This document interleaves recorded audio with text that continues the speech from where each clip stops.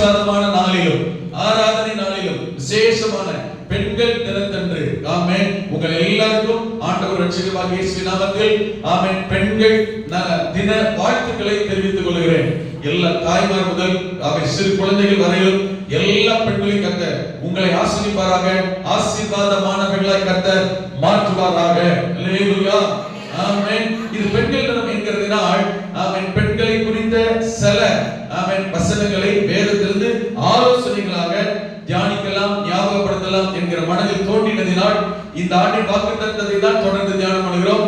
அதன் அடிப்படையிலேயே அதை சார்ந்தே பெண்களை குறித்ததான ஆண்டுடைய வசனங்கள் வேதத்தை தியானிக்க கர்த்தர் கிருபை செய்வாராக. சில நிமிடங்கள் தான் உங்கள் சிந்தனைகளை ஆண்டுடைய வார்த்தைக்கு திருப்ப கர்த்தர் கிருபை செய்வாராக.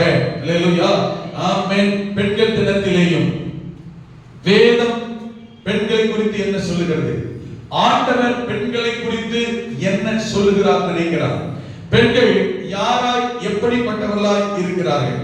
ஆமென் ஆமென். ரெண்டு விதங்களில் நாம் சில நிமிடங்கள் மாத்திரம் கவனிக்க கர்த்தர் கிருபை செய்வாராக. பெண்கள் யார், எப்படிப்பட்டவர்கள். ஆமென். தேவனுடைய பார்வையில் பெண்கள் எப்படிப்பட்டவர்கள். அல்லேலூயா இவைகளை கவனிக்கிறோம். இரண்டாவதாக பெண்களுடைய செயல்பாடுகள் எப்படிப்பட்டவைகள். அல்லேலூயா இவைகளை கவனிக்க கர்த்தர் கிருபை செய்வாராக. முதல்ல பெண்கள் யார். இந்த சன்னியா சிஸ்டர் இங்க சொல்லும்போது ஆமென் பெண்களை குறித்து மிக சிறப்பாய் விளக்கமா கொஞ்சம் மேன்மையா சொன்னார்கள். அது உண்மைதான். காரணம் வேதத்தில் பெண்களை குறித்து சொல்லும் பொழுது ஆதியாகமத்தின் புத்தகம் ஆமென் ஆமென் 2ஆம் அதிகாரம் 20 இருந்து 22 வசனங்களை முடிய வாசிக்கும் போது வேதத்தை எடுக்கிற யாரா இருந்தாலும் வசனங்களை சொல்லும் பொழுது யாரா இருந்தாலும் எங்க இருந்தாலும் சத்தமாய் எல்லாரும் கேட்கும்படி வாசிக்க உங்கள் அன்பாய் கேட்டுக்கொள்கிறேன். கர்த்தர் ஆசீர்வதிப்பாராக. அப்படியே என்ன பண்றீங்க வாசிங்க.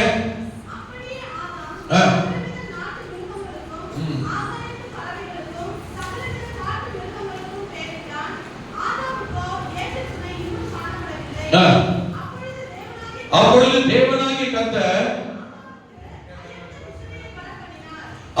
தேவனாகிய கர்த்தர் ஆதாமுக்கு அயர்ந்த நித்திரையை வர பண்ணினார். அவன் நித்திரை அடைந்தான். அவன் விலா எலும்புகளில் ஒன்றை எடுத்து அந்த இடத்தை சதையினால் அடைத்தார். உலகத்துல ஃபர்ஸ்ட் இந்த வெரி ஃபர்ஸ்ட் டைம் ஆமென் ஆபரேஷன் நடைபெறுகிறது. அல்லேலூயா. முதல் ஆபரேஷன் ஆண்டவர் தான் பண்றார். ஆமென். இந்த ஆபரேஷன் பண்ணும்போது மனுஷனுக்கு என்ன செய்ய கூடாது, வலியே இருக்க கூடாதுன்னு சொல்லி முதல் அனஸ்தெடிஸ்ட் அவர்தான். ஆமென். மயக்கத்தை கொடுத்தார். என்ன கொடுத்தார் கொஞ்சம் கேட்கணும். அயர்ந்த நித்திரையை வர பண்ணினார். இந்த அயர்ந்த நித்திரை தான் அனஸ்தீசியா. அவர்தான் முதல் ஆபரேட்டர். அவர்தான் முதல் ஆபரேஷன் டாக்டர். எம்எஸ்சி எம்டி என்ன வேணாலும் சொல்லலாம். முதல் ஃபர்ஸ்ட் அவர்தான் ஆபரேஷன் பண்ணது. அவர்தான் விலாயர் ஊருது. அவர்தான் சதையினால் அடைச்சது. அவர்தான் ரீப்ளேஸ்மெண்ட் எல்லாம் அன்னைக்கே செஞ்சார் ஆண்டவர். ஆமென். உடல் உறுப்பு மாற்று, உடல் உறுப்பு அறுவை சிகிச்சை அன்னைக்கே கட்ட செஞ்சுட்டார். அல்லேலூயா. முதல் சிகிச்சை முடிஞ்சுதார். அதுக்கு உறுப்பு ஒன்று எடுத்து மாற்று உறுப்பு வாங்க வச்சுட்டாரு. ஆமென். விலாயர் உருவனார் சதையை வச்சு அடைச்சிட்டாரு. அந்த எடுத்த விலாயர் ஆமென் மனுஷியாக கர்த்தர் உருவாக்கினார். அல்லேலூயா. அப்படி என்றால் மனிதனுடைய விலா எலும்பை எடுத்து வார்த்தையினால் கர்த்தர் படைக்கல. வானம் பூமி நாம் படைக்கிற எல்லா சிருஷ்டிப்புகள் படைப்புகள் எல்லாம் ஏன் தேவ தூதர்கள் உட்பட ஆண்டவர் வார்த்தையினால் தான் படைத்தார். ஆனால் மனுஷனையோ ஆதாமையும் ஏவாளையும் தேவனாகிய கர்த்தர் வார்த்தையினால் படைக்கவில்லை. தன்னுடைய கரத்தின் கிரியையினால் விசேஷ படைப்பாய் கர்த்தர் படைத்தார். கரங்களை தட்டி பெண்களை எல்லாம் கர்த்தர் விடுவார்களா? அல்லேலூயா சொல்லுங்க. அல்லேலூயா ஆமென். இந்த பெண் என்பவள் கர்த்தருடைய பார்வையில் ஆண் எவ்வளவு விசேஷமானவனோ அதே அளவுதான் இந்த பெண் ஏவாளும் மிக விசேஷமானவர். காரணம் என்னவென்றால் தேவனுடைய கரத்தின் கிரியையாய் ஆமென் விலாயல் மனுஷனுடைய விலாயலிலிருந்து ஆதாமுடைய விலாயலிலிருந்து தன்னுடைய வாழ்க்கை துணைவருடைய விலாயலிலிருந்து கர்த்தர் கரத்தின் கிரியையால் சிருஷ்டிப்பாய் படைக்கப்பட்டபடினால் அவனுக்கு எவ்வளவு மேன்மையோ சிறப்போ அந்தஸ்தோ அதிகாரமோ ஆசீர்வாதமோ அதே அளவு 1% குறைந்து போகாதபடி அதே ஈக்குவலான அவன் மேன்மையான உன்னதமான ஆசீர்வாதத்தை பெண்களாகிய உங்களுக்கும் அந்த ஏவாளுக்கும் அன்றைக்கே கர்த்தர் கொடுத்திருந்தார். வலது கரத்தை உயர்த்தி அல்லேலூயா என்பவள் எங்கிருந்தோ எதிலிருந்தோ எப்படியோ வந்தவள் அல்ல, தேவனுடைய கரத்தில் கிரியையால் படைக்கப்பட்டவள். அல்லேலூயா, ஆமென். அடுத்து சொல்லப்பட்டிருக்கிறது, பெண் என்பவள், ஆமென், ஒரு மனிதனுக்கு, கணவனுக்கு, புருஷனுக்கு, ஒரு குடும்ப தலைவனுக்கு வாழ்க்கை துணையால் ஏற்படுத்தப்பட்டவள். 1ஆம் அதிகாரம் 26 27 வசனங்களை ஆதியாகமத்தில் வாசிக்கும் பொழுது 1ஆம் அதிகாரம் 26 27 முன்னாடி இருக்கிற இடத்தை நம்ம சத்தமா வாசிக்க பார்க்கலாம்.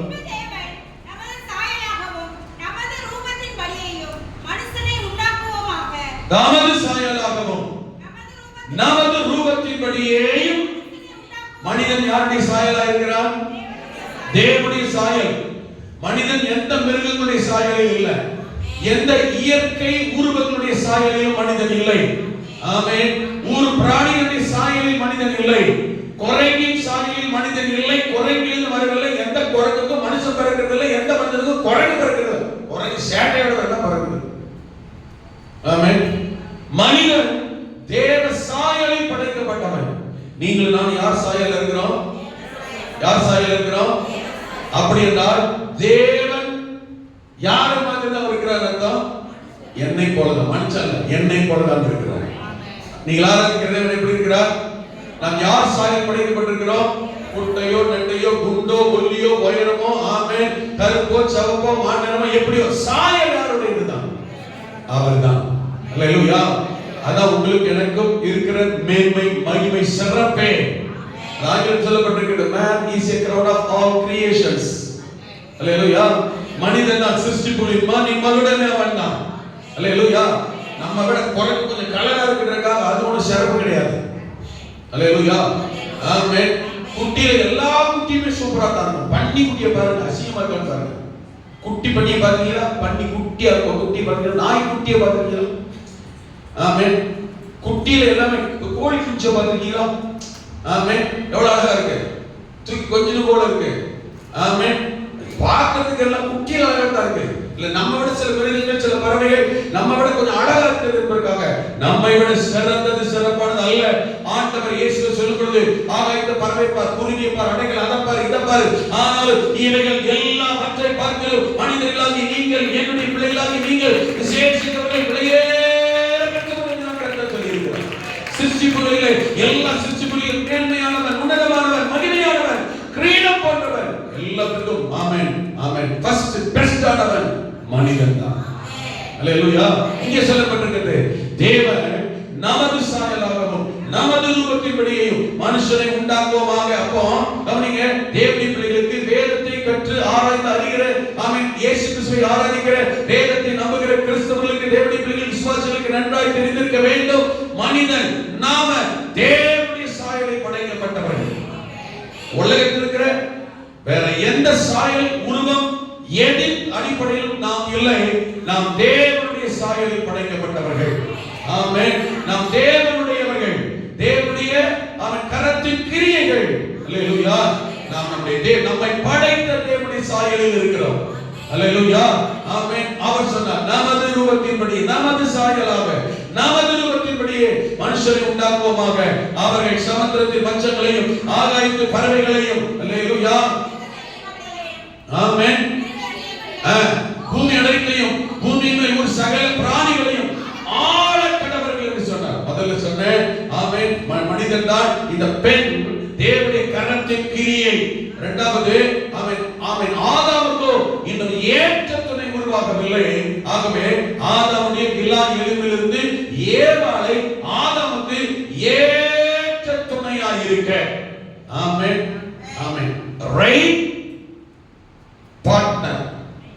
அல்லேலூயா.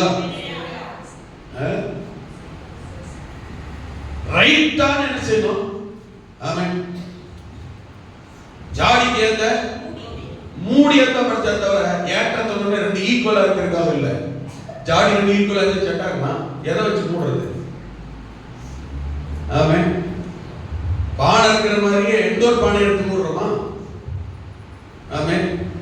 இன்னொரு கவனிச்சீங்கன்னா, ஏற்ற துணை என்பது நல்ல கவனிங்க, ரெண்டு ஒரே மாதிரி அல்ல, இருக்காது. சுபாவத்திலும் சரி, தோற்றத்திலும் சரி, புத்தியிலும் சரி, செய்கையும் சரி, நடக்கையும் சரி, ரெண்டு பேரும் நினைச்ச மாட்டாங்க. ஆமென். புருஷன் சில நேரத்தில் கலரா இருப்பார், மனைவி எப்படி இருக்கும்? அமாவாசை மாதிரி இருப்பார். சில நேரத்தில் அவர் அமாவாசை மாதிரி இருப்பார், இது பௌர்ணமி மாதிரி இருப்பார். நாம என்ன நினைக்கூடாதுன்னா, ரெண்டு பேரும் கலக்கத்தான் ஏற்றத்தன போல இல்லையா? ரெண்டு பேரும் ஒரே குட்டையா தான். ஆமே, நாங்க ரெண்டு ஒரே வயல் வந்தா எப்படி இருக்கு பார்க்க? நல்லா தான் பார்க்க இருக்கோம், எங்களுக்கு நல்லா இருக்காது. புரியுதுங்களா? ஆமே, ரெண்டு பேரும் ஒரே சுபாவத்தில் இருக்காது, ரெண்டு பேருமே சாப்பிட்டுங்க, ஒரு பிரயோஜனம் இல்லை, ஒரு சுவாரஸ்யமே இருக்காது. புரியுதுங்களா? ஆமே, ரெண்டு பேரும் சரியான தடி வச்சுக்கோங்க, யார் யார் மேல கூப்பிட்டு ஏறது. ஆமே, புரியுதுங்களா? ரெண்டுமே நீயா நானா அப்படின்னு சொல்லி என்ன ஆகும்? எப்படி இருக்குன்னு நினைக்கிறீங்க? தெருவில் யாரும் இருக்கு, அவங்க மட்டும் இல்ல. ஆமே, ஜாடி பெருசா தான் மூடியும் அதே மாதிரி, அதுக்கு அது அர்த்தம் இல்ல. ஏற்றத்தோட அதே அர்த்தம் இல்ல. ஏற்றம் ரெண்டு ஈக்குவல், ஒரே சைஸா படுத்தி பார்க்க இல்ல, நல்லா ஒரு பொருள் கிடையாது. ஜாடி இப்படின்னா மூணு சின்னதா தான் இருக்கும். அந்த ஜாடிக்கு இன்னொரு மூடி மூட முடியாது. குடத்துல தண்ணி பானையில போடுற மூடி எடுத்து அண்டால போட முடியாது. அண்டா மூடி போட முடியாது. நான் பார்க்க சோத்து பானையில போடுற மூடி எடுத்து பால் குக்கர்ல போட முடியுமா? அது மூடிதான். பால் குக்கர்ல மூட வேண்டிய ஏற்ற மூடி எதுவோ அப்படி அதை தான் கரெக்டா சொன்னார். நீங்க கவலைப்படாதீங்க, உங்களுக்கு வாக்கப்பட்டு வந்துட்டனே, நான் போய் உன்கிட்ட மாட்டிக்கிட்டேனே, மாட்டி வைக்கிறதும் கர்த்தருடைய வேலை. அல்லேலூயா, ஆமென். மாட்டிட்டு அதை அட்ஜஸ்ட் பண்ண வைக்கிறார் பாருங்க, அட்ஜஸ்ட் பண்ணி போவா, அதான் கிருபை. அல்லேலூயா. ஏற்றத்தோட என்னன்னா, ஒரு கால ஷூவும் இன்னொரு கால செருப்பும் போட்டு போறது இல்லை. ஹலோ, ரெண்டு காலம் என்னதான் இருக்கணும்? ஷூனா ஷூ தான் இருக்கணும். ரெண்டு காலம் என்ன செய்யணும்? அது சைஸ் தான் மாறி இருக்கக்கூடாது. மூடினா அண்டா பானை எடுத்து குடத்து மேல மூட முடியாது, குடத்து மூடி எடுத்து பால் குக்கர்ல மூட முடியாது. இட்லி குக்கர் இருக்கு பாத்தீங்களா, அதை எடுத்து இட்லி குக்கர் எடுத்து குழம்பு சட்டியில வச்ச முடியாது, மூட முடியாது. இதுக்கு என்ன ஜாடியோ அதுக்கு மூடி பார்க்க வித்தியாசமா இருக்கும். அதை வச்ச கிச்சன் மூடுதா, அவ்வளவுதான். இதுக்கு பேர் என்னது? ஏற்ற துணை. ஜாடிக்கு ஏற்ற மூடி ஏற்ற துணை. நாம என்ன நினைச்சுக்கிறோம், என்ன மாதிரியே நான் எவ்வளவு சாஃப்டா இருக்கிறேன், ஆனா இவர் எப்ப பார்த்தாலும் செய்றாரு, சிட்டு விடலாரு. ஆமென். சிட்டு விடலாம், நம்ம அமைதியா இருக்கிறோம். ரெண்டு பேரும் சிட்டு பாருங்க, நாளைக்கு 2000. கவனிங்க, இவ்வளவு நாள் அப்படி இருக்கிறனால இத்தனை வருஷமும் தனவல்ல எனக்கு கல்யாணம் எவ்வளவு ஆச்சியா? அது என்ன தெரியுங்களா ஐயா? பாத்தீங்களா, கருங்களுக்கு எத்தனை மைண்ட் வருதுங்க. அல்லேலூயா. தங்கராஜ கல்யாணம் எத்தனை வருஷம் இருக்கு? அம்மா வரலையா இன்னைக்கு? மூடி விட்டு வந்துட்டீங்களே. எத்தனை வருஷம் இருக்கீங்க? 45 வருஷம் ஆயிடுச்சு. ஆமென். எனக்கெல்லாம் கல்யாணம் ஆகி 26 வருஷம் ஆகுது.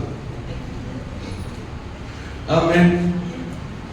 இந்த 50 வருஷ காலத்துல நல்லா கவனிங்க, 45 வருஷ காலத்துல ஆமென் ஆமென் குடும்பத்துல ரெண்டு பேருக்கும் பிரச்சனை, பிணக்கு, எனக்கு கோபம், சண்டை வந்ததே இல்லையா? சொல்லுங்க, வந்ததே இல்லையா? 26 வருஷத்துல எங்களுக்குள்ள ஏற்றத்தாழ்வு, பேச்சு, காரசாரம், விவாதம் வந்ததே இல்லையா? உங்களுக்கு எத்தனை வருஷம் கல்யாணம் ஆகி? இப்பதான் பாஸ் பண்ண கல்யாணம் நாளைக்கு போனேன், அதுக்குள்ள எழுப்பிட்டீங்களான்றாங்க. உங்களுக்கு கல்யாணம் எத்தனை வருஷம் ஆகுது? 27 வருஷம் ஆகுது, 26 வருஷம் ஆகுது. நம்ம ரெண்டு ஒரே மாதிரி போயிட்டு இருக்கோம். என்ன கல்யாணம்? 2000 கல்யாணமா? சரி, கர்த்தர் நல்லது. அல்லேலூயா. தூரம் பார்த்து வேற மாதிரி. ஆமென். ஆனா 25 வருஷமா கல்யாணம் கொண்டாடிட்டாரு. அல்லேலூயா. இனி ஏப்ரல் 27 வந்தா 26 வருஷம் கொண்டாடணும். அல்லேலூயா. ஆண்டவர் தாமதமானா. அல்லேலூயா. அப்ப இந்த 25 வருஷத்துல 26 வருஷத்துல ஆமென் ஜெயபாண்டி நினைக்கிறார், எல்லாத்தையும் கேட்கிறாங்க, நீ மட்டும் கேட்க மாட்டேங்கிறாரு. ஆமென். என்கிட்ட கேட்பா சொல்லுவாரு பாக்குறேன். அதே பாஸ் கேட்கறீங்க, டெய்லி தான் நடக்குது. நான் சொல்றேன், கல்யாணம் ஆன ஆரம்ப காலத்துல இருந்து இன்ன வரைக்கும் எங்களுக்கு சண்டை பிரச்சனை வந்தது இல்ல. நாங்க அப்படியே என்ன செய்யறோம், அப்படியே ஒன்னாவே பிரயாணம் பண்ணி யாரும் சொன்னா சந்திக்கிறான்னு அர்த்தம். அவங்க கணவன் மணியா வாழல, பக்கத்து வீட்டுக்காரங்கள வாழ்ந்துருக்கான்னு அர்த்தம். ஹலோ, ஆதம் காலத்துல நல்ல கவனிங்க, ஆதாம் ஏவாள் காலத்திலேயே அவங்க குடும்பத்துல ஃபர்ஸ்ட் குடும்பத்துல பிரச்சனை ஆரம்பிச்சிச்சு. அல்லேலூயா. சொல்ல புரியுதா? ஏவாள் பழத்தை விரும்பி அவனுக்கு கொடுக்குற ரெண்டு சாப்பிட்டு ஆண்டவர் வந்து கேட்கிறாரு. அன்னைக்கு போட்டு விட ஆரம்பிச்சிட்டாங்க, ஒருத்தர் மாட்டி விட ஆரம்பிச்சிட்டாங்க. ஏல பழம் சாப்பிட்டியா? ஆமா சாப்பிட்டேன். எதுக்கு தான் சாப்பிட்ட? நானா சாப்பிட்டேன். நீ எனக்கு தந்த ஸ்திரியானவள். ஆண்டவரே தெரியாம சாப்பிட்டேன் ஏதோ முறைங்கன்னு சொன்னானா? நீ எனக்கு தந்த மனையை மாட்டி விட்டான். ஆண்டவர் கூட போது ரெண்டு பேரும் பிரிச்சுக்கோன்னு சொல்லலையே. என்ன சொன்னா தெரியுமா? ஆமா ரெண்டு பேரும் சேர்த்து பண்ணீங்க. ஆமா இவதான் காரணம். ஆனா ரெண்டு பேரும் வெளியில போகணும் கர்த்தர் அனுப்பல. நான் சொல்ல புரியுதுங்களா? அப்ப அன்னைக்கு அவங்களுக்குள்ள ஏற்றத்தால வந்து வரும்னு தெரிஞ்சுதான் எல்லாம் கவனிங்க. அவங்க ரெண்டு சேர்த்தே கர்த்தர் வச்சிருந்தார். நான் சொல்ல புரியுதுங்களா? குடும்பம் சேர்ந்துதான் இருந்தாங்க. ஆமென். எவ்வளவு குடும்பத்துல எனக்கு வருதோ பிணக்கு வருதோ ஆமென் அதை என்னைக்கு பெருசா நினைச்சிட்டோமோ அன்னைக்கு குடும்பம் பிரிஞ்சிடும். ஆனா அதன் மத்தியிலேயும் ஏற்றத்தாழ்வு பிரச்சனைகள் ஆமென் போராட்டங்கள் கவலைகள் ஒருத்தரால் ஒருத்தர் பாதிப்புகள் மனசோர்வுகள் எத்தனையோ வந்தோம். 40 வருஷம் 50 வருஷம் 45 வருஷம் 25 வருஷம் 30 வருஷம் 10 வருஷம் 5 வருஷம் நாட்களை காலங்களை கடந்து வந்திருக்கிறோம் என்றால் அவைகள் எல்லாவற்றின் மேலும் தேவனாகிய கர்த்தர் இணைந்த இணைப்பு என்கிற அந்த ஏற்ற இணைப்பு தாங்க இதுவரை கொண்டு போயிருக்கிறது. அல்லேலூயா. எந்த பாத்திரத்துக்கும் மூடி பாத்திரம் மாதிரி இருக்காது. இன்னும் குறிப்பா சொன்னா ஆப்போசிட்டா தான் இருக்கும். பாத்தீங்களா? மூடி எல்லாத்துக்கும் இப்படி தான் இருக்கும். சைஸ் உருவம் அதோட டைப் எல்லாமே ஆப்போசிட்டா தான் இருக்கும். நான் நினைக்கிற மாதிரியே நீ இல்ல, நான் விரும்புற மாதிரியே நீ இல்ல, நான் எதிர்பார்க்கிற மாதிரி நீ இல்ல. இருந்தா தான் பிரச்சனைன்னு அர்த்தம். ஹலோ புரியுதுங்களா? நாங்க ஒரு வீட்டுக்கு விசுவாசத்துக்கு போயிருக்கோம். எங்களை ஒரு விசுவாசம் கூப்பிட்டுருந்தாங்க. அங்க போயிருந்தோம். சிஸ்டர் போனோடனே அவங்க வீட்டுக்கு இன்ட்ரடியூஸ் பண்ணாங்க. வீட்டுக்கு நான் என்ன நினைச்சுட்டு அப்பா நினைச்சுட்டேன். நாங்க வெளியில இருந்து சொன்னோம். நல்ல வேலை நான் அப்பா நினைச்சுட்டு இருந்தேன். வீட்டுக்காரு எனக்கு அப்பவே ஒரு டவுட்டா இருந்துச்சு. அவங்களுக்கு பிள்ளைகள் இருக்கு, குடும்பம் இருக்கு, நல்ல ஆசீர்வாதமா இருக்கிறாங்க, அவங்க சந்தோஷமா தான் இருக்கிறாங்க. பாக்குற நம்ம பார்க்கல எப்படி இருக்குன்னா விகற்பமா இருக்கு. இவங்களுக்கு இவங்களா நமக்கு தோணுது. கர்த்தருக்கு இவங்களுக்கு இவங்க தான் வச்சு ஆசீர்வாதமாக இருக்கிறாங்க, நல்லவா இருக்கிறாங்க. பத்தவங்க பாருங்களேன், நம்மளை பார்க்க விகற்பமா இருக்கலாம், நம்மளை பார்க்க வித்தியாசமா இருக்கலாம். ஆனா ஏற்படுத்தினவர் கர்த்தர், இணைத்தவர் கர்த்தர், கொண்டு வந்தவர் கர்த்தர். ஒருத்தர் போட்டு கொடுக்கலாம், மாட்டி விடலாம், ஒருத்தர் நினைச்சலாம். அவன் ஒருத்தர் பார்த்து ஒரு குறை சொல்லிக்கலாம், ஆதாம் ஏவாள் மாதிரி. ஆனா ஏற்படுத்தினவர் கர்த்தர். இத மற்ற குடும்ப வாழ்க்கையில நம்ம ஏற்படுத்தினவர் கர்த்தர், இணைத்தவர் கர்த்தர், சேர்த்தவர் கர்த்தர்ங்கிற எண்ணம் சிந்தை வந்து விட்டதே. ஆனால் எந்த சூழ்நிலையும் ஆமென் ஹல்லேலூயா பிரிந்து போக பிணக்கு இணக்கை மத்தியிலே சேர்ந்து வாழ்ந்து கர்த்தரை மகிமைப்படுத்த திட்டம் நோக்கத்தை நிறைவேற்ற ஆண்டவர் உதவி செய்வார், கிருபை செய்வார், பலன் தருவார். பெண்கள் ஏற்ற துணையா இருக்க தேவனால் ஏற்படுத்தப்பட்டவர்கள். நீங்கள் உங்கள் குடும்பத்திற்கு வாழ்க்கை துணைக்கு ஏற்றவர்களா இருக்க கர்த்தர்களை வைத்திருக்கிறார். பெண்கள் சாதாரணமானவர்கள் அல்ல, ஏற்றவர்களா இருக்க கர்த்தர்களை வைத்திருக்கிறார். மூன்றாவது சொல்லப்படுது இப்ப வசனத்தில் 1:26 வாசிக்கிறோமே, வாசித்தோமே 20:28 அங்க சொல்லப்பட்டிருக்கிறது. ஆமென். கர்த்தர் எல்லாத்தையும் படைத்து பெண்ணையும் கொண்டு வந்துதான். இரண்டாம் அதிகாரத்தில் பெண் படைக்கப்பட சொல்லப்பட்டிருக்கிறது. ஆனால் முதல் அதிகாரத்திலே படைக்கப்பட்டதின் நோக்கத்தை கர்த்தர் எழுதிவிட்டார். முதல் அதிகாரத்திலேயே பெண் படைக்கப்பட்டதின் நோக்கம் அவர்களை நோக்கி ஆதாம் ஏவாளை நோக்கி, ஆணும் பெண்ணுமாக சிருஷ்டிக்கப்பட்ட அவர்களை நோக்கி, நீங்கள் பலுகி பெருகி பூமியை நிரப்பி கீழ்ப்படுத்தி சமுத்திரத்து மச்சங்கள் ஆகாய பறவைகள் பூமியில் சகல ஜீவஜந்துக்களை ஆண்டு கொள்ளுங்கள் என்று தேவன் அவர்களை ஆசீர்வதித்தார். யார்? ஆதாம் மட்டுமா? ஆணை மட்டுமா? பெண்ணை. அப்படி பெண் என்கிறவள் ஆண்டு கொள்ளுகிற ஆளுகை செய்யும் அதிகாரத்தை பெற்றவளாக கர்த்தருடைய பார்வையில் இருக்கிறார். அல்லேலூயா. ஆமென். கவனிங்க, பெண் தோட்டத்தை பாதுகாக்க, பண்படுத்த, தோட்டத்தை கவனிக்க. நான் உங்களுக்கு சொல்லுகிறேன் புரியுற மாதிரி, உங்களுடைய கடமை என்னன்னா குடும்பத்தை பாதுகாக்க, குடும்பத்தை பண்படுத்த, குடும்பத்தை சீர்படுத்தி கொண்டு போக, குடும்பத்தின் மேல் கவனம் அக்கறை உள்ளவர்களாக இருக்க கர்த்தர் உங்களுக்கு அந்த ஆளுமையை, அதிகாரத்தை, திறமையை கர்த்தர் தந்திருக்கிறார். நீங்க சாதாரணமானவர்கள் அல்ல. படித்திருக்கீங்களோ படிக்கலையோ, பணக்காரர்களோ ஏழை அழகா இருக்கீங்களா இல்லையோ, ஆமென், லட்சணமா இருக்கீங்க, அதுக்காக பார்க்கிறோம். அழகு என்பது வேற, லட்சணம் கலர் தான் நிறைய பேர் அழகு நினைச்சிருக்கான். இல்ல, கலரட்டம் லட்சணமா இருக்கேன். சொல்ல பாருங்க, நான் பார்க்கறது தான் இருக்கேன், கர்ப்பதான் இருக்கேன். ஆமென். நான் எப்படி இருக்கேன்? லட்சணமா இருக்கேன். அல்லேலூயா. குண லட்சணம் இருக்கு, ஆவிக்குரிய குண லட்சணங்கள் இருக்கு. அது இருந்தா தானா வெளியே தெரியும். அல்லேலூயா, ஆமென். சிலருக்கு உள்ளே ஒண்ணு இருக்காது, ஆவிக்குரிய குண லட்சணம் இருக்காது, வெளியே ஒண்ணு இருக்காது, பார்க்க பயமா இருக்கும். நானே நினைப்பேன் எப்படித்தான் சமாளிக்கிறாங்கன்னு தெரியல, அவங்களை பார்த்து பரிதாபப்பட வேண்டியிருக்கு.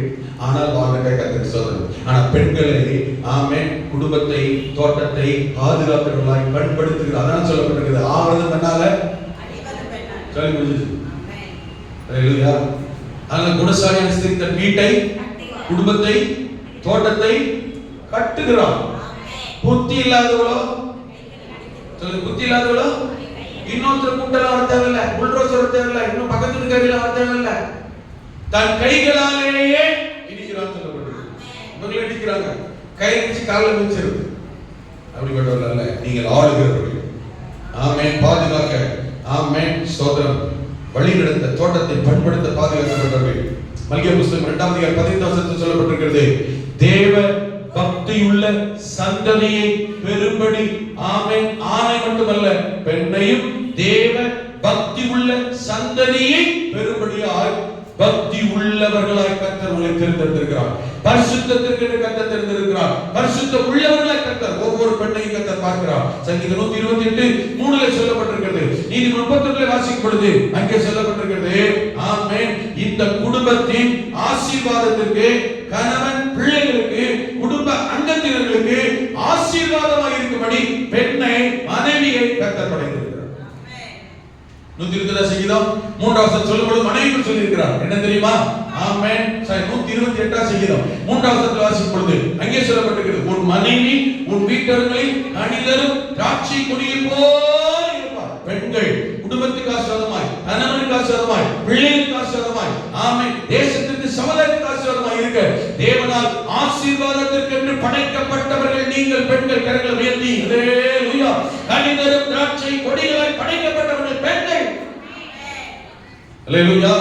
அப்ப கர்த்தருடைய பார்வையில பெண்கள் யார் என்றால், ஆமென், தேவனுடைய கரத்தின் படைப்பு நீங்கள். ஆமென், ஏற்ற துணையாக இருக்க வேண்டிய படைப்பு நீங்கள். தேவன் குடும்பத்தையும் தோட்டத்தையும் பாதுகாப்புக்குரியவர்களாய், ஆமென், ஆளும் திறமை உள்ளவர்களாய் படைக்கப்பட்டவர்கள் நீங்கள். குடும்பத்தின் ஆசீர்வாதத்திற்காக ஆசீர்வதிக்கப்பட்டவர்களாய், திராட்சை கொடிகளாய், செழிப்புள்ளவர்களாய், குடும்பத்திற்கு நன்மை பயக்கிறவர்களாய் இருக்கிறவர்கள் நீங்கள். இரண்டாவது, தேவனுடைய பார்வையில் நீங்கள் யாரா இருக்கிறீர்கள்? பெண்கள் யார் என்று சொன்னேன். தேவனுடைய பார்வையில் பெண்கள் எப்படிப்பட்டவர்கள்? அல்லேலூயா. தேவனுடைய பார்வையில இந்த ஏவாளை கர்த்தர் படைத்த போது, ஆமென், ஏவாள் என்கிற வார்த்தைக்கு ஜீவன் உள்ளோருக்கெல்லாம் தாய் என்ற அர்த்தம். கரங்களை உயர்த்தி அல்லேலூயா.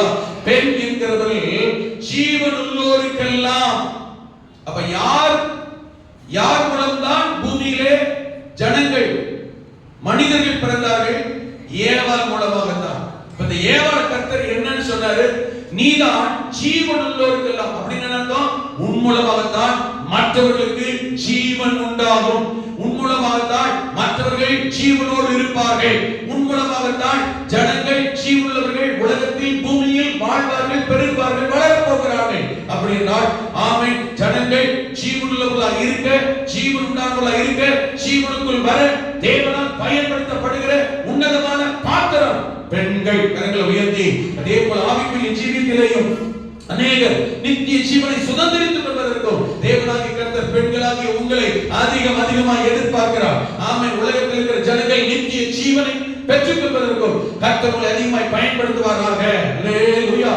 ஆமென். ஸ்தோத்திரம். கர்த்தர் அவர் பார்வையில் இந்த பூமியிலே ஜீவனுள்ளவர்களை, ஜீவனோடு இருக்கிறவர்களை, நித்திய ஜீவனுக்கு ஏதுவானவர்களை ஆமென் பிறப்பிக்கிற, உருவாக்குகிற கணத்துக்குரிய விலையேறப்பட்ட பாத்திரம் தேவனுடைய பார்வையில் நீங்கள் தான். கரங்களை உயர்த்தி அல்லேலூயா. ஆமென். Price God. எபேசியர் 5ஆம் அதிகாரத்தில் வாசிக்கிற போது ஆமென், பெண் என்கிற தாயா இருக்கிற, மனைவியா இருக்கிற, அல்லேலூயா, ஆமென், ஒரு பெண். நல்ல கவனிங்க, யாருக்கு ஒப்பனையாய் கர்த்தர் பார்க்கிறார் என்றால் மனவாட்டிக்கு ஒப்பனையாய், கிறிஸ்துவின் சபையாகிய மனவாட்டிக்கு ஒப்பனையாய், ஆமென், ஒரு தாயை, ஒரு மனைவியை கர்த்தர் தன்னுடைய சபைக்கு ஒப்பனையாய் தேவன் பார்க்கிறார். எவ்வளவு விலையேறப்பட்ட பாக்கியம் தெரியுமா இது? கரங்களை உயர்த்தி அல்லேலூயா. எபேசியர் 5ல பேசும்போது அங்கே சொல்லப்பட்டிருக்கிறது, கிறிஸ்து சபைக்கு தலையா இருக்கிறது போல புருஷனும் மனைவிக்கு தலையா இருக்கிறார், அவரே சரீரத்துக்கு ரட்சகராக இருக்கிறார். ஆமென். ஆகையால் சபையானது கிறிஸ்துவுக்கு கீழ்ப்படிகிறது போல மனைவிகளும் தங்கள் சொந்த புருஷருக்கு எந்த காரியத்திலையும் கீழ்ந்திருக்க வேண்டும், கீழ்ப்படிந்திருக்க வேண்டும். ஆமென். அங்கே சொல்லப்பட்டிருக்கிறது. நான் சொல்றேன். ஆமென். சபையானது கிறிஸ்துவுக்கு கீழ்ப்படிகிறது போல, சபையானது கிறிஸ்துவுக்கு கீழ்ப்படிகிறது போல. ஆமென். இங்க மனைவிகளும், மனைவி எதுக்கு ஒப்படை எழுதியிருக்கிறது? ஒரு பெண்ணை, ஒரு ஸ்திரீயை சபைக்கு ஒப்படை. நீங்களே யாருக்கு ஒப்படை தெரியுமா? சபைக்கு ஒப்பானவர்கள். சபை என்பது சாதாரணமானதல்ல. சபை என்பது இயேசு கிறிஸ்துவின் சரீரம். அல்லேலூயா. நீங்கள் எல்லாரும் இயேசு கிறிஸ்துவினுடைய மனவாட்டியாகிய சபைக்கு ஒப்பானவர்கள். சபையானது கிறிஸ்துவுக்கு கீழ்ப்படிகிறது போல என்று எழுதுகிறார். எவ்வளவு ஏற்பட்ட பாக்கியம் பாருங்க. அல்லேலூயா. ஆமென். அப்படின்னா தேவனுடைய பார்வையில் நீங்கள் சபையாய், கிறிஸ்துவின் சரீரமாய், தேவன் நேசிக்கிற, அங்க வசனத்தாஸ் பாருங்க, கிறிஸ்து சபையை நேசித்து போஷித்து காப்பாற்றுவது போல. அப்படின்றால் சபையாய் அவன் தேவனுடைய பார்வையில் பார்க்கப்படுகிற உங்களை தேவன் நேசிக்கிறார், போஷிக்கிறார், காப்பாற்றுவார். ஒரு நாள் கர்த்தர் உங்களை கைவிடவே மாட்டார். கண்களை கட்டி அல்லேலூயா. ஆமென். Price God. ஒரு பெண் குழந்தையில குடும்பத்துக்கு மகிழ்ச்சியாகவும், ஒரு குழந்தை பிறந்தவனே என்ன குடும்பத்துல ஒரே சந்தோஷம் உற்சாகம். அல்லேலூயா. போன 2 வாரத்துக்கு ஒரு குடும்பத்துல குழந்தை பிறந்துச்சு. அப்ப அந்த சகோதரர் சொன்னாரு, குழந்தை பிறந்தவரைக்கும் மனசு ரொம்ப கஷ்டமா இருந்துச்சு பாஸ்டர். பெண் வீட்டுக்காரர் நினைச்சாங்க, என்னன்னு இவங்களுக்கு ஒரு பையன் தான் பிறக்கணும்னு அவங்களுக்கு கெட்ட ஆனந்தம் இருந்தாங்க. எனக்குமே மனசுக்குள்ள பொம்பளை பிள்ளைக்கு பிறந்துடக்கூடாதேன்னு நினைச்சேன். என்னமோ தெரியல, குழந்தை பிறந்து வந்து பொம்பளை பிள்ளை பிறந்துச்சு. மனசு ஒரு மாதிரி தான் இருந்துச்சு. ஆனா அந்த பொம்பளை பிள்ளை குழந்தைய கொண்டு கண்ணுல காட்டினாங்க. பார்த்த உடனே எங்கிருந்து எனக்கு மகிழ்ச்சி வந்ததுன்னே தெரியல. அவ்வளவு ஒரு மகிழ்ச்சி பார்த்தேன். அது வரைக்கும் பொம்பளை பிள்ளை பிறந்தக்கூடாதுன்னு மனசு வித்தியாசமா இருக்கு. பிறந்த உடனே குழந்தை கொண்டு காட்டின உடனே அந்த குழந்தை முகத்தை பார்த்த உடனே பொம்பளை பிள்ளை தான். எனக்கு மகிழ்ச்சி எங்கிருந்து வந்துச்சுன்னே தெரியலன்னு மகிழ்ச்சி. அல்லேலூயா. அதான் புரியுதா? அதுக்கப்புறம் கவலை பாரம் எல்லாம் மறந்துச்சு பாஸ்டர். ஏதோ கோடிக்கணக்கான சொத்து என் கையில கொண்டு கொடுத்த மாதிரி ஆயிடுச்சுன்னாரு. பிறகு சொல்லுங்க பார்க்கலாம். அவன் ஒரு குழந்தை பிறந்த போது அதை வாங்கி பார்க்கும் போது அவன் பார்க்கறவங்களுக்கு மகிழ்ச்சி, குடும்பத்தாருக்கு மகிழ்ச்சி, பெற்றோருக்கு மகிழ்ச்சி, தாத்தா பாட்டிக்கு மகிழ்ச்சி. அல்லேலூயா. ஆமென். அந்த குழந்தை வச்சு எதிர்காலத்தில் நம்பிக்கையும் சந்தோஷம் சமாதானம் வந்து விடுகிறது. வாலிபத்தில் வரும்போது ஆமென் குடும்பத்துக்கு கௌரவமான ஒரு பெண்ணாக, பெற்றோருக்கு கௌரவத்தை, ஆமென் பெற்றோருக்கு ஒரு சந்தோஷத்தை, பெற்றோருக்கு ஒரு தலை நிமிர செய்கிறவளாக, வாலிப பெண்ணு சரி வாலிப பையனும் சரி அப்படிப்பட்டவர்கள். அல்லேலூயா. ஆமென். திருமணம் ஆகிற போது குடும்பத்துக்கு நல்ல ஒரு குடும்ப தலைவியாய், நல்ல ஒரு மனைவியாய், ஆமென் பிற்காலத்தில் நல்ல ஒரு தாயாய், சந்ததிகளை உருவாக்குகிறவளாய் ஒரு பெண்ணை பல ரூபங்கள்ல கர்த்தர் பார்க்கிறார். அல்லேலூயா. யாருக்கும் கிடைக்காத மிகப்பெரிய விலாசலாக்கியம், ஆமென் சோதரம், யாருக்கும் கிடைக்காத மிகப்பெரிய நன்மை கர்த்தர் ஆண்டவர் செய்திருக்கிறார், இவர்களுக்கு வைத்திருக்கிறார். அல்லேலூயா. ஆமென். ஒரு தாய் மூலம் தான் சந்ததிகள் உருவாகிறது. ஒரே ஒரு தாய், அந்த தாய் மூலம் பல சந்ததிகள், பல ஆசீர்வாதங்கள் வருகிறது. ஏவாள், இந்த நம்ம வாசித்தோமே, ஆமென் சோதரம், ஏவாள் மூலம் பாருங்க, நீ ஜீவனுள்ளோருக்கெல்லாம் ஒரு தினம் கர்த்தர் படைச்சார். அவள் மூலம் தான் சந்ததி ஜீவனுள்ளோர் எல்லாருக்கும் அவள் தாயாக இன்று வரையிலும் அவள் தான் தாய். ஆமென். மிஸ்டர் ஜோகப்பர் சொன்னாங்க, இந்திய தேசத்தில் 65 கோடி பெண்கள் இருக்கிறார்கள், இந்தியாவில் மட்டும். அல்லேலூயா. தேசத்திலேயே கிட்டத்தட்ட 400 கோடிக்கு மேல ஆகுது. அல்லேலூயா. பெண்கள் கத்துடிப்பார்கள், விலையேற பெற்றவர்கள். சாராள பாருங்களேன், மலடியாக தான் எண்ணப்பட்டார். ஆனால் அவள் ஒருத்தி மூலமாக தான் ஈசாக்கு என்கிற ஒருத்தனை கொடுத்து, ஆமென் கர்த்தர் வாக்குப்படினார். இந்த ஈசாக்கின் மூலம் பூமியில் வம்சங்கள் எல்லாம், சந்ததி எல்லாம் தேசமாய் மாறும், ஆசீர்வதிக்கப்படும் என்று கர்த்தர் சொன்னார். ஆமென். தேசமாய் மாற, ஒரு தேசம் ஆசீர்வதிக்கப்பட, தேசத்தின் மூலம் உலகம் ஆசீர்வதிக்கப்பட தேவன் பயன்படுத்தின விலையேறப்பட்ட பாத்திரம் இந்த தாயாகிய ஆமென் ஸ்தோத்திரம் சாரா. அப்ப தேவனுடைய பார்வையில் பெண் என்பவள் சாதாரணமானவள் அல்ல. உங்க வீட்டுல வேணா உங்களை சாதாரணமா நினைக்கலாம், ஏளனமா நினைக்கலாம், ஏசலாம், திட்டலாம், ஒதுக்கலாம், மதிக்காம இருக்கலாம். வந்தா பாரு, இருக்கிறா பாரு, நீ எல்லாம் ஒரு ஆளா. கர்த்தருடைய பார்வையில் நீங்கள் அப்படிப்பட்டவர்கள் அல்ல. தேவனுடைய பார்வையில் பெண்களாகி நீங்கள் விலையேறப்பட்டவர்கள், உன்னதமானவர்கள், மகிமையானவர்கள். உங்களை கொண்டு தேவன் தேசத்தில், நாம் சபையில், குடும்பங்களில் விலையேறப்பட்ட ஆசீர்வாதங்களை, நன்மைகள் கட்டளையிடுகிறார். அதே போல ஒரு தாயானவர், முதிர் வயதானவள், நான் குழந்தைக்கு சொன்னேன், வாலிபருக்கு சொன்னேன், ஒரு மனைவிக்கு சொன்னேன், ஒரு தாய்க்கு சொன்னேன், வயதானவர்கள், முதிர்ச்சியானவர்கள், கிட்டத்தட்ட 60 வயசு மேல உள்ளவங்க. வேதம் சொல்லுகிறது மற்றவர்களுக்கு முன்மாதிரி ஜீவியம் செய்கிறவர்களாக இருக்க வேண்டும் என்று தேவன் எதிர்பார்க்கிறார், விரும்புகிறார். 1 தீமோத்தேயு 5ஆம் அதிகாரம் 9ஆம் வசனத்தில் வாசிக்கும் பொழுது, 1 தீமோத்தேயு 5ஆம் அதிகாரம் 9ஆம் வசனத்தில் வாசிக்கும் பொழுது தீமோத்தேயுக்கு பவுல் எழுதுகிறார், உன்னுடைய சபையில் இருக்கிறதான 60 வயதுக்கு குறையாதவளும் ஒரே புருஷனுக்கு மனைவியா இருந்தவளும் ஆகி பிள்ளைகளை வளர்த்து அந்நியரை உபசரித்து பரிசுத்தவான்களுடைய கால்களை கழுவி உபத்திரவப்படுகிறவர்களுக்கு உதவி செய்து சகலவித நற்கிரியில் ஜாக்கிரதையாக நடப்பித்து இவ்விதமாய் நற்கிரியைகளை குறித்து நற்சாட்சி பெற்றவர்களாக இருந்தார். பாலிய ஸ்திரீகளுக்கும் மற்றவர்களுக்கும் சபைக்கும் ஆமென் பிரயோஜனம் உள்ளவர்களாய், முன்மாதிரி உள்ளவர்களாய், சாட்சி உள்ளவர்களாய் இருக்க வேண்டும் என்பது தேவனுடைய எதிர்பார்ப்பு. கரங்களை உயர்த்தி அல்லேலூயா அல்லேலூயா. வயதாகி விட்டதா? ஆமென் ஆமென். விதவைகளாகி விட்டார்களா? அல்லது 60 வயது ஆகி விட்டதா? எப்படிப்பட்ட வாழ்க்கை வாழ தெரியுமா? குடும்பத்துக்கு போர் சொல்றது, பிரிக்கிறது, ஆமென் ஆமென், குடும்பத்துக்கு ரெண்டகம் பண்றது, பாரமா இருக்கிறது, கரிச்சு கொள்றது, சபிக்கிறது, கண்ணீர் விட்டு வேதனை ஏற்படுத்துகிற அப்படிப்பட்ட வயதானவர் தாயாக, அப்படிப்பட்ட அம்மாவாக, அப்படிப்பட்ட மறு மாமியாராக இருக்க கூடாது. மற்றவர்களுக்கு முன்மாதிரியாய், எடுத்துக்காட்டாய், சாட்சியாய், புத்தி சொல்லுகிறவர்களாய், முன்மாதிரியை நடந்து காண்பிக்கிறவர்களாக இருக்கணும். சில வீட்டுல ஒரே மகன் இருப்பான், சில வீட்டுல ஒரே மகன் இருப்பான். பெற்றோருக்கு கல்யாணம் கல்யாணம் கல்யாணம் கல்யாணம் கல்யாணம்னு நம்ம கூப்பாடு போடும், ஆயிரம். ஆமென். ஒரு பையன் வர ஒரு வரணும்டா, கால் கட்டு போடணும்டா, அப்பதான்டா தெரிஞ்சுடா, அப்பதான்டா அப்படி இருக்கும், எங்க குடும்பம் ஒரு குத்து விளக்கு வரணும், எங்க குடும்பம் சந்ததி வரணும், ஒருத்தி வரணும், இப்படியே உருகுவாங்க.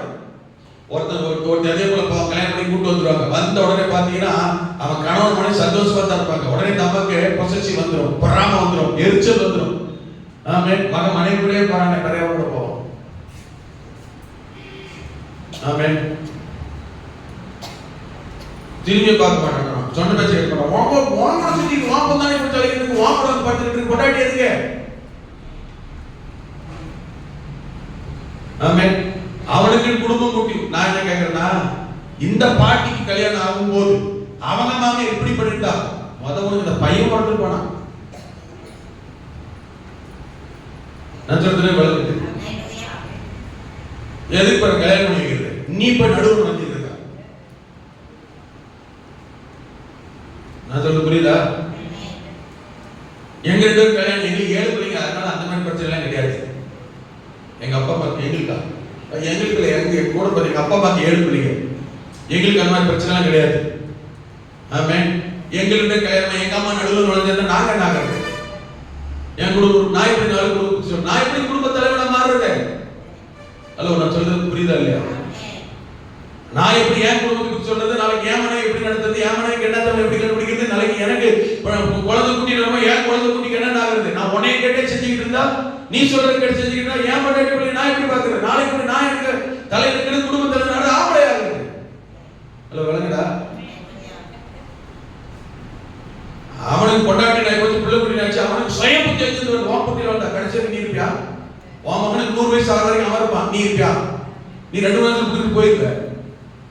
நான் சொல்றது புரியுது, விளங்குதா இல்லையா? வளர்ந்து வந்துட்டா கல்யாணம் பண்ணி வச்சுட்டா மூக்கு நுழைக்கிறது, பேர பெற்றது கொஞ்சம், அவ்வளவுதான் வேலை. அதுக்கு உன் கொண்டாட்டி என்னப்பா இப்படி ஏன் பண்ணிக்கிட்டு இருக்கா, நீ என்னப்பா அப்படி அவ பண்ணாலே போயிட்டு இருக்கிற, ஏன் கேள்வி பேர எவ பண்ணாலும் போறது, இன்னொரு சேரம் பண்ண விட்டுறியா? சாராள மாதிரி புத்தி மாறணுங்க. ஆமென். வேதம் சொல்லுது, முதிய வயது ஆகிடுச்சா, 60 வயசு தாண்டிடுச்சா, கண்டி காணாம போயிடணும். ஆமென். அவங்க கண்ணு முன்னாடி அடிச்சுட்டு சட்டை பண்ணாலும் நீ போய் நுழையக்கூடாது. என்னன்னு கேட்கலாம், உனக்கு மான மரியாதையில போயிடும்.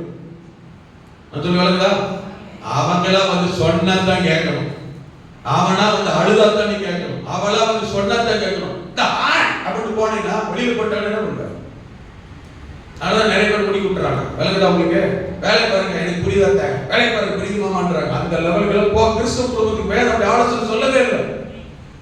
ஆமென். புருஷன் கல்யாணம் பண்ணிட்டு அப்பா அம்மா பேச்சு கேட்பான்னு எங்கன்னா காட்டுங்க, காட்டிருங்க. ஹலோ, புருஷன் கல்யாணம் பண்ணிட்ட பிறகு அப்பா அம்மா பேச்சு கேட்டுதான் போவான்னு பைபிள் எங்கேயாவது காட்டியிருக்கு? புருஷன் தகப்பனின் தாயை விட்டு மனைவியோட அவன் சொல்றதான் கேட்பான்னு போட்டிருக்கு. என்னோட கேள்வி, அப்படிப்பட்ட எண்ணத்தோட யாரா இருக்கிற மாமியார் மாமனார் தாத்தா பாட்டி அது ரெண்டு சைடுலுமே யாரா இருந்தாலும் சரி, நீங்க கல்யாணம் வரப்போ உங்க மாமனார் மாமியார் உங்க நடுவில் நுழைஞ்சிருந்தா உங்க நிலைமை என்ன ஆகும்? என்ன இருக்கு? நீ உருட்டு இருக்குமா? வேதத்துல பவுல் தெளிவா, இது என்ன பாஸ்டர் எல்லாம் பேசுறாரு, வேதமே பாஸ்டர் பேசுறதா தீமோத்தேயு பவுல் 1 தீமோத்தேயு 2 தீமோத்தேயு இந்த நிருபம் எல்லாம் பாஸ்டர் எபிஸ்டல்ஸ் பேரு, போதகைகள் பேரு. பாஸ்டர் போதிக்க வேண்டிய போது நான் தான் சொல்லணும். மாமியாருக்கு சரி மருமகளுக்கு சரி, மாமனாருக்கு சரி மாமனாருக்கு சரி மருமகனுக்கு சரி, எல்லா நாளுக்கும் நான் தான் சொல்லணும். ஆமென். வயசாகி போச்சா, சாட்சியுள்ள ஜீவியம் செய்யணும். குடும்பத்தில் பிரச்சனைக்கும் புருஷ மனைவிக்கும் மகனுக்கும் மருமகளுக்கும் மருமகனுக்கும் மருமகளுக்கும் இதே சில குடும்பங்களை பாருங்க, அவங்களுக்கு மகன் இருப்பாங்க, அவங்களும் மருமகன் மட்டும் நல்லா இருக்கணும், ஒரு குறை வரவே கூடாது. என்ன புத்தி இது? எங்க வீட்டுல மருமகன் உண்டு மருமகளும் உண்டு, மகனும் உண்டு மகளும் உண்டு. எனக்கு 2 அக்காமார், 5 பசங்க நாங்க. ஆமென். 24 பேரை பத்தி 11 கொல்லு பேரை பத்தி எங்க வீட்டுல 4 தலைமுறை இன்னைக்கு உணர்ந்தாங்க. ஆமென். அதே எங்க அப்பாவை அம்மாவை யாருக்கு நாங்களே சொல்லிட்டு போங்க, வேலையை பார்த்துட்டு போடும், எங்களுக்கு தெரியாது அக்கா. அந்த அளவுக்கு போகக்கூடாது. நான் சொல்றது புரியுதுங்களா?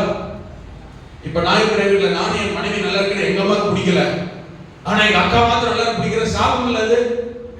எனக்கு என் குடும்பத்துக்கு என்ன செய்யறாங்களோ அதுதான் எங்க அக்கா குடும்பத்துக்கு போய் நடக்கும்.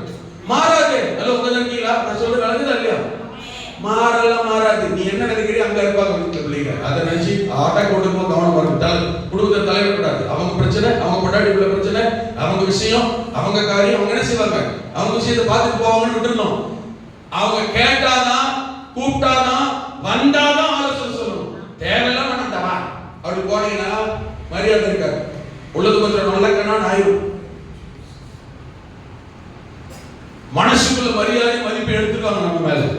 வேலை சொல்லுகிறது. ஆமென். வயதான 60 வயதுக்கு மேல என்ன நீ ஆயிடுச்சா, வேற பத்தி எடுத்தியா, பிள்ளைகளுக்கு கல்யாணம் வச்சிட்டியா, ஒரே மகனோ ஒரே மகளோ என்ன பண்ணி வச்சுட்ட, அவங்க வந்தா தானே செய்யணும். நானா வரேன், எனக்கு தெரிஞ்சு வந்துடுறேன் போனீங்கன்னா ஏன் வந்தீங்கன்னு கேட்பாங்க. உங்களை கூப்பிட்டு நான் சொல்றது புரியுது? அது தேவையான விஷயம். அப்ப என்ன சொல்லிருக்குன்னா, இந்த வயதான ஸ்திரீகள் என்ன செய்யணும், பாலிய ஸ்திரீகளுக்கு, பாலிய குடும்பத்துக்கு, பாலியர்னாக்க இளம் குடும்பத்திற்கு, தங்கள் பின்வருகிற சந்ததிக்கு முன்னுதாரணமா, எடுத்துக்காட்டா, சாட்சியா, ஆசீர்வாதமா, பிரயோஜனமா இருக்கும். உங்களுக்கு புத்தி சொல்ல போறேன்னு தேவையில்லாம புத்தி சொல்லக்கூடாது. ஆமென். நான் நல்லதுக்குன்னு சொல்றேன் அப்படி சொல்லிட்டு அவங்க விரும்பாத ஏற்றுக்கொள்ளாததுக்கு போய் சொல்லக்கூடாது. குடும்பமான சரி, இன்னொருத்தர் ஆனாலுமே சரி. நான் என் வாழ்க்கையில் நிறைய கற்றுக்கிட்டேன். போன வாரம் வரையும் கற்றுக்கிட்டேன். எதுக்குடா இந்த குடும்பத்துக்கு இவளுக்கெல்லாம் போய் புத்தி சொல்ல வேண்டும். ஒருத்தி புத்தி சபையோட போயிட்டான், நல்லது சேர்ந்து போயிட்டான், தூக்கி நெருப்பலி தலையை கூட்டிட்டு போயிட்டா ஒருத்தி. முதல்ல சொன்னேன், இப்ப அதை சொல்லுங்க, நான் வீடியோ ஓடிக்கிட்டு புருஷனோட சேர்ந்து வாழுங்க. புருஷனோட போயிட்டா, புரட்டி விட்டா, விரட்டி விட்டா, விசுவாசம் தெரியும், ரசிக்கப்பட்டவன், நல்லது தான் குடும்பத்தில் நல்ல காரியம் நடந்திருக்கு. அதனால என்ன பண்ணேன், புருஷனுக்கு சொல்லு சேர்ந்து வாழுமான்னு. அவன் என்ன சொன்ன தெரியுமா இருக்கு, என் புருஷனே வேணானதான் ரேஷன் கார்டுல இருந்தே அவன் இல்லைன்னு பேர் எடுத்துட்டேன். எவ்வளவு தைரியம், எப்படி எடுத்தாலும் எனக்கு தெரியல, எடுத்துட்டேன். அப்ப அவன் வேணான்னு நான் நிம்மதியா வாழ்ந்துகிட்டு இருக்கேன். அவன் வேணான்னு நான் என்ன செய்யறேன், நிம்மதியா வாழ்ந்துட்டு இருக்கேன். பாஸ்டர் நிம்மதியை கெடுக்க பாக்குறேன், புருஷனோட சேர்ந்து வாழ்றாரு. அவன் வேணாம், இப்பதான் நான் நிம்மதியா வாழ்ந்துட்டு இருக்கேன், அவன் இல்லாம. அப்பதான் தெரிஞ்சது புருஷன் இல்லாம நிம்மதியா வாழல, வேற விஷயத்துல நிம்மதியா வாழ்ந்துட்டு 10-12 பேர் சொல்லிட்டாங்க இதே சபையில். அப்ப நான் கூப்பிட்டு சொல்றது தப்பா? நம்ம சேர்ந்து வாழ் பிரச்சனை நல்ல குடும்பத்தில் நடக்கும், பிள்ளைங்களா இருக்கிற ஆள் வேணும். ஆமே. நம்ம சொல்றதுக்கு நீ நிம்மதி புருஷன் கூப்பிட்டு நீ நிம்மதி கெடுக்க பாக்குறாரு, அதனால எனக்கு வேணும் செய்யலாம், அவன் ரசி பண்ணி ஆத்த எடுத்துறேன் அப்படின்னு சொல்லி என்ன செஞ்சா, இந்த சபை வர மாட்டேன்டா, சீரழிஞ்சுக்கிட்டு இருக்கா. சபையாரெல்லாம் பார்த்துருக்காங்க, கர்த்தருக்கு தெளிவா திட்டமா காட்டினா, இப்படி ஒரு ஆவில ஸ்பிரிட்ல மாட்டிட்டா என்ன நடக்க போகுதுன்னு. அப்படி 3 நாள் நடந்துச்சு. சபையை வெளியே போய் கொண்டு வச்சு போட்டு தூர் சுத்திக்கிட்டான் தெரியுமா. 3 நாள் நடந்துச்சு. கர்த்தருக்கு தரிசனம் காட்டி 3 நாள் நடந்துச்சு. இங்க உட்கார்ந்து பரிசுத்தமான வேஷம் என்ன, ஆட்டம் என்ன, கண்ணீர் என்ன, அந்நிய பிரச்சனை என்ன, ஆட்டம் புத்தி சொல்ல வெளியில போயிட்டு 3 நாள் வேஷம் கழிஞ்சு போச்சு. பூ வச்சு பொட்டை வச்சு ஊற்றி. அதனால இப்ப நானே நிறைய உணர்றேன். இப்ப புத்தி சொல்ல போயிட்டு நீ நிறைய பேர் புத்தி சொல்ல பிடிக்காது. ஆலோசனை சொன்னா இன்னைக்குள்ள காலத்துல பிடிக்கிறது இல்ல. இவங்க என்ன சொல்றது, நான் என்ன கேட்கறது. ஆனா ஆலோசனை புத்தியும் கேட்டு ஆமென் கிறிஸ்துவின் மனவாட்டியாக சபை கிறிஸ்துவுக்கு ஏற்றபடி தன்னை மாற்றிக் கொண்டால் மட்டுமே வருகையில் பரலோகத்துக்கு போய் சேரும். யார் வேணாலும் எப்படி வேணாலும் இஷ்டத்துக்கு இருக்கலாம் வைக்கலாம், நான் இப்படிதான் இருப்பேன் இருக்கிற எல்லா கூட்டமும் கைவிடப்பட்டவர்களே பரிதாபமாக தான் இருக்கும். அப்படிப்பட்ட சுபாவத்துல சிந்தையில எதிர்பார்ப்போடு யார் இருந்தாலும் இங்க இருக்க முடியாது. என்னை பற்றி தெளிவா ஒரு சத்தியத்தை கர்த்தர் ஆரம்பத்தில் சொல்லிட்டார். நான் இங்க கொண்டு வர ஜனம் இங்க இருந்து இருக்க முடியல, சத்தியத்துக்கு சத்தியத்தால் இருக்கணும் போற ஏவல் பரலோகத்துக்கு போச்சார். அது எந்த சபைக்கு போனாலும் எனக்கு சத்தியத்தை போதிக்கும். இப்படித்தானே இப்படிதான், இதுதான் வேதம். No compromise. பைபிள்ல உபதேசத்துல சத்தியத்துல யாருமே காம்ப்ரமைஸ் ஆக மாட்டேன். காசுக்கா பணத்துக்கா காணி கொடுக்குறாங்கன்றக்கா கூட்டத்தை பார்த்தா நானும் போக மாட்டேன். ஆமென். அதனால இந்த நாட்கள புத்தி சொல்ற ஆலோசனை நிறைய பேர் பிடிக்கிறது இல்ல. அதனால சில நேரங்களில் தேவைன்னா சொல்ல தேவையில்லை நாசுக்கான வேலை செஞ்சிடலாம். வாகன வேலைக்கு போயிட்டே இருந்தோம். அப்படிப்பட்ட காலத்தில் இருக்கிறோம். ஆனால் கண்டும் காணாமல் தான் போக முடியல. ஒரு பிரச்சனை நடக்குது, ஒரு குடும்பத்தில் பாதிப்பு நடக்கும்போது ஒரு குழியில தள்ள போறாங்க, குழியில விழ போறாங்க. ஆமென். இவ குழியில விழ போறா அல்லது தன் பிள்ளை கொண்டு குழியில தள்ள போறாங்க. ஆமென். அவங்களுக்கு புத்தி சொல்ல ஆள் இல்ல, மாட்ட போறாங்க, சிக்க போறாங்கன்னு எனக்கு தெரிய வரும்போது இதை தெரிஞ்சுக்கிட்டு நம்மளால தடுக்காம இருக்க முடியல, புத்தி சொல்லாம இருக்க முடியல, ஜெபிக்காம இருக்க முடியல, கண்ணீர் விடாம இருக்க முடியல. ஆனா அது அவங்களுக்கு எப்படி தெரியுமா இருக்கு, விகற்பமாகவும் தப்பாகவும் வேண்டாத காரியமா இவருக்கு எதுக்கு இவரால்தான் அந்த லெவலுக்கு மாறி இருக்கு. ஆனா எதிர்காலம் வரும்போது பாதிக்கப்படும் போது ஐயோ தப்பு பண்ணிட்டோமே, அன்னைக்கு புரிஞ்சு வருத்தப்பட்டு என்னங்க பிரயோஜனம்? அதனாலதான் முன்னக்கூட்டியே சொல்றோம். அவங்களுக்கு எனக்கு ஒரு காரியம் நன்மைன்னு தோன்றதுனால அது சரியாயிராது. அது மட்டும் தெரிஞ்சுக்க. வேதம் தான் நமக்கு முக்கியம். கிறிஸ்தவர்களாக உங்களுக்கு யார் தான் முக்கியம்? வேதம் தான் முக்கியம், சத்தியம் தான் முக்கியம், வசனம் தான் முக்கியம். எனக்கு ஒத்து போகுது, எனக்கு பிடிச்சிருக்கு, எனக்கு சரியா தோணுது, நான் நினைக்கிற மாதிரி இருக்கு, இப்படி இருந்தா நடந்துரும், அது சரி ஆகிரும், கிடையவே கிடையாது. அடிக்கடி ஒண்ணு மாத்திர தரிசனம் ஏனோ அந்த வசனம் மனசுல ஞாபகம் ஞாபகப்படுத்துறார். 2 கொரிந்தியர் 6ஆம் அதிகாரத்துல கர்த்தர் 2000 வருஷத்துக்கு முன்னே பவுல் மூலம் மிகவும் தெளிவாய் சபைக்கு ரட்சிக்கப்பட்டவர்களுக்கு விசுவாசிகளுக்கு எழுதி கையில கொடுத்து போயிட்டார். 2 கொரிந்தியர் 6ஆம் அதிகாரத்துல தயவு செஞ்சு நீங்கள் வந்து உண்மையா இருக்க ஜெபம் பண்ணுங்க, மற்றவங்களுக்கு உண்மையா இருக்க புத்தி சொல்லுங்க, ஆலோசனை சொல்லுங்க. உங்களுக்கு தெரிஞ்ச வழி தப்பி போனாலும், உங்களுக்கு தெரிஞ்ச தடம் புரண்டாலும், உங்களுக்கு தெரிஞ்ச அவங்க தப்பு செய்ய வாய்ப்பு வந்தாலும், அவங்க பரவ சரி பண்ணாலும் புத்தி சொல்லுங்க, கேட்டா சொல்லுங்க, எல்லாம் விட்டுருங்க. என்ன தெரியுமா? அந்நிய நுகத்திலே அவிசுவாசிகளுடன் பிணைக்கப்படாது இருப்பீர்களாக. அந்நிய நுகம் என்ன தெரியுமா? ரட்சிக்கப்படல தெரிஞ்சா சொந்த பந்தம் ஜாதி ஜனம் அண்ணன் மகன் மாமகன் அவன் இவன் முரன்னு சொல்லி போனீங்கன்னா நரகம் தான். அந்நிய நுகம் அவிசுவாசிகள் என்ன செய்யாத பிணைக்கப்படாது. அதான் சரியாயிரும், ஒத்து போயிடும், கரெக்ட் ஆயிரும், எல்லாம் நாளைக்கு போய் சரி நீ போய் மாத்திரு. இவங்க கடவுள் இயேசுக்கே பத்தி சொல்றாங்க. அதான் எழுதி கொடுத்தாரு. பண்ணி 2 வருஷம் சொல்றாங்க. 2000 வருஷத்துக்கு நடக்காது செய்யாதன்னு. இவன் போய் மாத்திடுவானா, அவன் வந்து மாத்திடுவாங்க. இங்கே ஒரு குடும்பம் சாட்சியா எங்க சிஸ்டர் இங்கே இருக்கு. இவங்க குடும்பத்தில் நடந்தது இந்த முன்னாடி வந்து பாருங்க சிஸ்டர். இவங்க குடும்பத்தில் நடந்தது ஒருத்தன் வந்தான், என்னை அப்பான்னு கூப்பிட்டான். என்னை அப்பான்னு கூப்பிட்டாலே நான் ஆளாட்டாயிடும், எல்லாம் ஆப்போசிட் போயிடுறாங்க. 10 எழுதி கையில் போட்டு கொடுத்து போயிருக்கான். தெரிஞ்சுக்காங்க என்னன்னு கையில் போட்டுருக்கான். கரெக்டா எங்கிட்ட 10 எழுதி கையில் போட்டிருக்கான். நான் ரட்சிக்கப்பட்டு ஞானம் எடுத்து வரைக்கும் ஆண்டவருக்கு சாட்சி உங்களுக்கே உண்மையா கீழ்ப்படுத்தி உங்க சபையில நான் இருப்பேன், எனக்கு இந்த பொண்ணு கல்யாணம் பண்ணி கொடுத்தா போதும். 10 எழுதி கையில் போட்டுருவான். சபைக்கு வந்தான். 1 வருஷம் வந்தான், சும்மா இல்ல 1.5 வருஷத்துக்கு மேல வந்தான். இந்த பொண்ணு கல்யாணம் பண்ணான். நம்பிட்டோம், ஆடிடுவான், உண்மைதான் சொன்னான். ஏதோ 10 எழுதி கையில் போட்டிருக்காங்க. வாங்கி என்ன பண்றது? 10 எழுதி கையில் போட்டு முதல் போனா வாங்கி என்ன என்ன பண்றது? புத்தி இல்ல கலாத்தியரே அப்படின்னு பவுல் எழுதுறான். விசுவாசிகள் பார்த்தா சொல்றான். கல்யாணம் முடிஞ்சிச்சு, வழிபடுத்துறது வேதனையோட சொல்றேன். சாய் எழுந்துச்சு. 3 மாசம் 6 மாசம் பழையபடி தன் வாழ்க்கை என்ன செஞ்சான்? மாத்திட்டான். சபைக்கு வரல, நின்னுட்டான், தூரமா போனான்.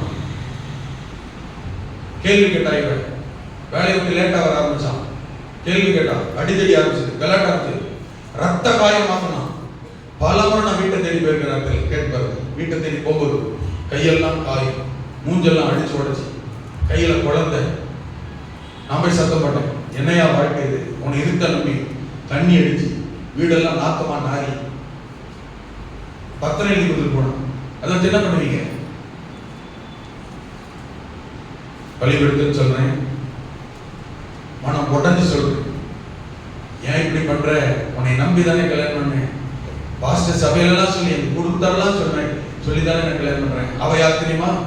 ஊழியத்துக்கு ஒப்பு கொடுத்தவன், வேதாந்தத்தில் படிச்சவன், என் பரிசுத்த நிமிஷத்தில் நிரம்பினவன். ஆமே. என்னை கற்று ஊழிய கழிச்சுக்காக ஒரு ஊழியக்காரன் நான் அவளுக்கு பார்த்தேன். ஒரு ஊழியக்காரன், ஒரு பாஸ்டர் நான் பார்த்தேன். பாஸ்டர் பார்த்து சொன்னேன், இதுக்கிடையில அவன் வந்து நுழைஞ்சு சொன்னான், இல்ல கர்த்தர் என்னை காட்டினாரு. அவன் என்னெல்லாம் சொன்ன தெரியுமா? எனக்கு அம்மா இல்லை, நீ தான் எனக்கு தாய் மாதிரி. நீ எனக்கு வந்தீங்கன்னா என் வாழ்க்கையே ஒளி விட்டு பிரகாசிக்கும், நான் நல்ல நிலைக்கு வந்துடுவேன். அவன் என்னால கேட்ட தெரியுமா? நான் ரட்சிக்கப்படாதவனா தான் நான் வந்திருக்கேன், என்னை கர்த்தருடைய ரட்சிப்புக்குள்ள இடத்துக்கு கொண்டு வந்துருக்கலாமே.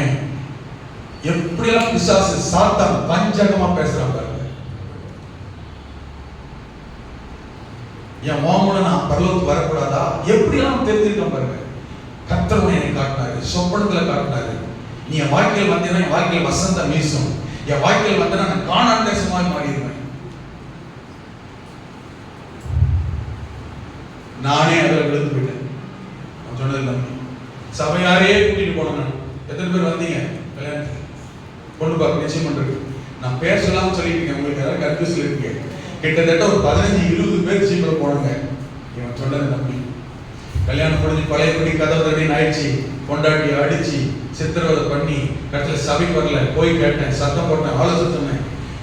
என்ன வார்த்தை சொன்னா தெரியுமா? உன் மேல் பலிபீடத்தில் ஊழியக்காரனை பேசுறேன், நான் மாம்சத்தில் பேசுறேன், அந்த வார்த்தையை சொல்ற தப்பா நினைச்சுக்கிறாரு. அவன் சொன்னான், உன் மேல ஆசைப்பட்டேன், உன்னை கல்யாணம் நினைச்சேன், உன்னை அடையணும்னு நினைச்சேன், அவ்வளவுதான் முடிஞ்சிருச்சு. ஆசை தான் மோகம் நாள் பழையபடி கருத்தடி. இன்னைக்கு செமல் தண்ணி, பலரோட தொடர்பு, சபை, பாஸ்டர், விசுவாசி யாராவது பேசுறாங்கன்னா அவங்க மேல சந்தேகப்பட்டு பேசுறது.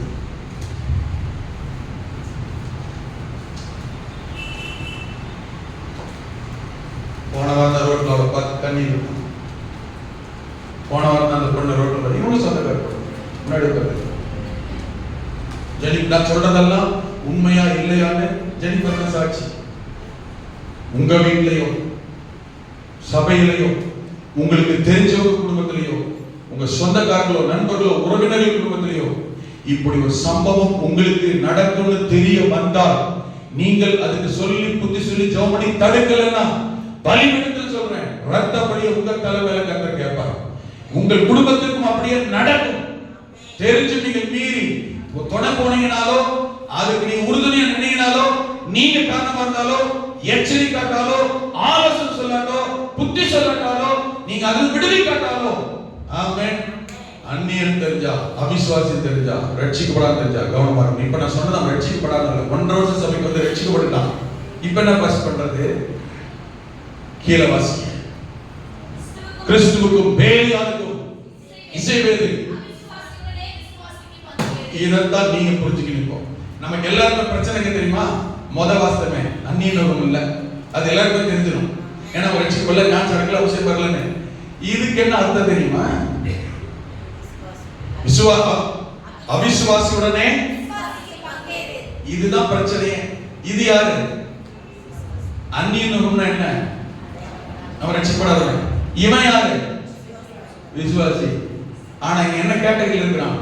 கிறிஸ்தவன் தான். ஆனா யாரு அப்படின்னா யாரு? இந்த விசுவாசி யாரு? எங்க சொல்லியிருக்கிற அவிசுவாசி யாரு? இவங்களோடையும் பங்கு வைக்காத, சேராத, பிணைக்கப்படாத என்றாரு. ஏன்? அப்ப இவன் யாரு? என்ன அர்த்தம் தெரியுமா? இவனும் கிறிஸ்தவன் தான், இவனும் விசுவாசி தான், இவனும் சபைக்கு போறவன் தான். ஆனா உன்னோட சத்தியம், உன்னோட உபதேசம், உன்னோட விசுவாசத்துல உள்ளவனா?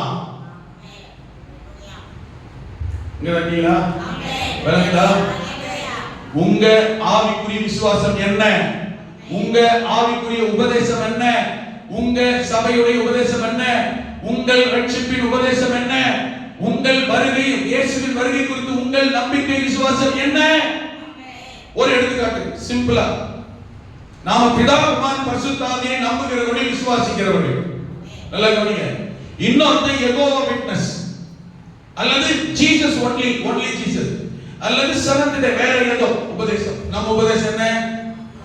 பிதா குமாரன் பரிசுத்த ஆவியின் நாமத்தால தான் ஞானஸ்நானம், பிதா குமாரன் பரிசுத்த ஆவியின் நாமத்தால தான் பரலோகம், பிதா குமாரன் பரிசுத்த ஆவி ஆவியானவர் திரியேகத்துவ தேவன். ஆதியாகமம் 1:22 என்ன வாசித்தோம்? நமது சாயலாகவும் நமது ரூபத்தின்படியே வெளிப்படுத்தும் விஷயம். நான் ஷார்ட்டா சொல்றேன். வெளிப்படுத்தும் விஷயத்திலும் பரலோகத்தில் சாட்சியிடுகிறவர் மூவர், பிதா குமாரன் பரிசுத்தர் சொல்லப்பட்டிருக்கிறது. அங்க ஆண்டவர் ஆதியாகமம் 1:26 சொல்லும்போது நமது சாயல் நமது ரூபம் பன்மையில கர்த்தர் சொல்லிட்டு இருக்கார். ஒன்றுக்கு மேற்பட்ட நிலைமை. அப்ப நாம் ஆராதிக்கிற தேவனாகிய கர்த்தர் ஒன்றுக்கு மேற்பட்ட, அதாவது பிதா குமாரன் பரிசுத்த ஆவியானவர் என்கிற திரியேகத்துவ நாமத்தில் அவர் செயல்பட்டுக் கொண்டிருக்கிறார். ஒருவர் தான் திரியேகத்துவத்தில் பிதாவாகவும் குமாரனாகவும் பரிசுத்த ஆவியானவர் செயல்பட்டுக் கொண்டிருக்கிறார். நம்ம உபதேசம் என்ன?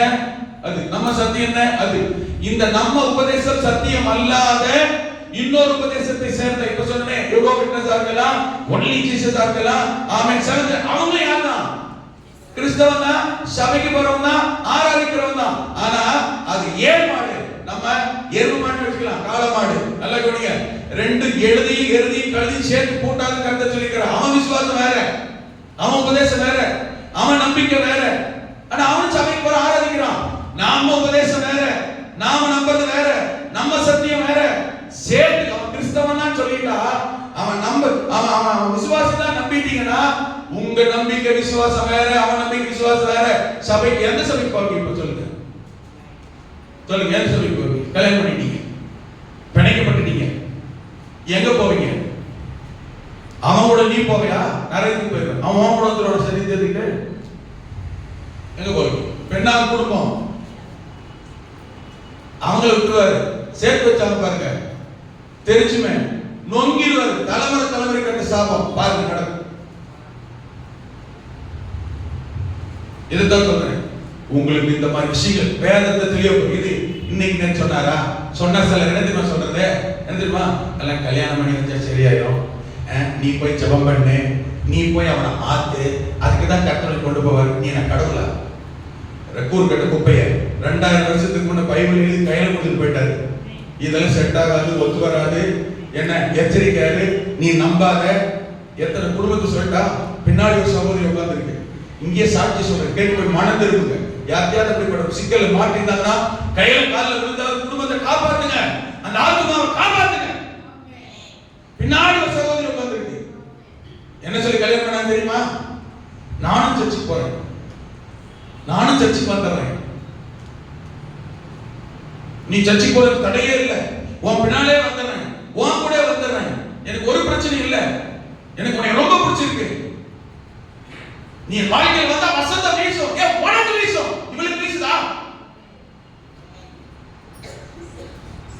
இங்கதான் பார்த்த சகோதரி, நான் போய் சொல்லல, மாத்தி சொல்ல, எடுத்துக்காட்டி இங்கேயே பலர் என்னால காட்ட முடியும், இங்கே எழுதி போட முடியும் பலரை. பின்னால உட்கார்ந்து சகோதரி கல்யாணம் ஆயிடுச்சு, 2 குடும்பம் சேர்ந்துட்டாங்க, 2 குடும்பம் சேர்ந்துச்சு, கல்யாணம் ஆயிடுச்சு. அவங்க புருஷன் வந்துருக்கான்னு பாருங்க, சொன்னார்ல எனக்கு என்னது இத்தனைக்கும் உன்னை எனக்கு பிடிச்சிருக்குன்றதுக்காக அந்த மாப்பிள்ளை சகோதரனும் உங்களோட சர்ச்சைக்கு வரேன்னு சொல்லி ரட்சிக்கப்பட்டு சொல்லி ஞானஸ்நானம் எடுத்தான். சிஸ்டர் நான் சொல்ல பொய்யா உண்மையா? மீரா சிஸ்டர் நான் சொல்ல உண்மையா பொய்யா? ஆல் இருக்கு நடைமுறை பிராக்டிகலா சொல்லி யாரோட கர்த்தர் பேசுற அந்த காலகட்டத்தில் ட்ராக் மாதிரி எங்க போயிட்டு இருக்கு. யாரோட கர்த்தர் எச்சரிக்கிறார், யாருக்கும் அந்த வார்த்தை சத்தம் நடக்க போற காரியத்தை குறித்து கர்த்தர் மிக பயங்கரமா பலிபடுத்தி வெளிப்படுத்துறார். எச்சரிக்கையா போய் சொல்லுங்க, தடுங்க, நிறுத்துங்க. நீ இல்லாட்டா வாழ்க்கை இல்லைன்னா, நீ இல்லாட்டா செத்து போயிடணும்னா, நீ இந்த வந்தா தான் வசந்தம்மா, நீ வந்தா தான் வாழ்க்கை உயரணுமா, நீ வந்தா தான் நல்லா இருக்கணுமா, மாம்சபுரம் பிள்ளை கொடுத்துருவான், வேலை வந்துடும், சாரி போடுவான், ரட்சிப்பில் இருக்க மாட்டேன். இவங்களாம் கிருபை தப்பிச்சுட்டு இவங்களா சபைக்கு வந்துருக்காங்க. ஒருத்தம் வரானா பாருங்க, சொன்ன மாதிரி ரட்சிக்கப்பட்டானு பாருங்க, மனதில் பாருங்க. எத்தனை பேருக்கு தெரியுமா? அங்க வேற ஒரு சொல்லிட்டா சொன்ன ஓதுக்கு வருத்தமாகும். ஆன சொல்லிட்டார், அவன் அபிஷேகம் நம்ம விசுவாசத்துல அவன் இல்லை, வரேன், என்ன நான் மாறிடுறேன், திருந்திடுறேன், நீ தான் கண்டேன்னா அழகும் சௌந்தரியமும் வஞ்சனை உள்ளது. உன் அழகு மாறிடுச்சுன்னு வச்சுக்க, ரெட்ட பிள்ளைய பெற்றுட்டே வச்சுக்க, குழந்தை வந்துச்சுன்னு வச்சுக்க, அப்புறம் என்ன ஆயிடுச்சு மாறி அவனுக்கு?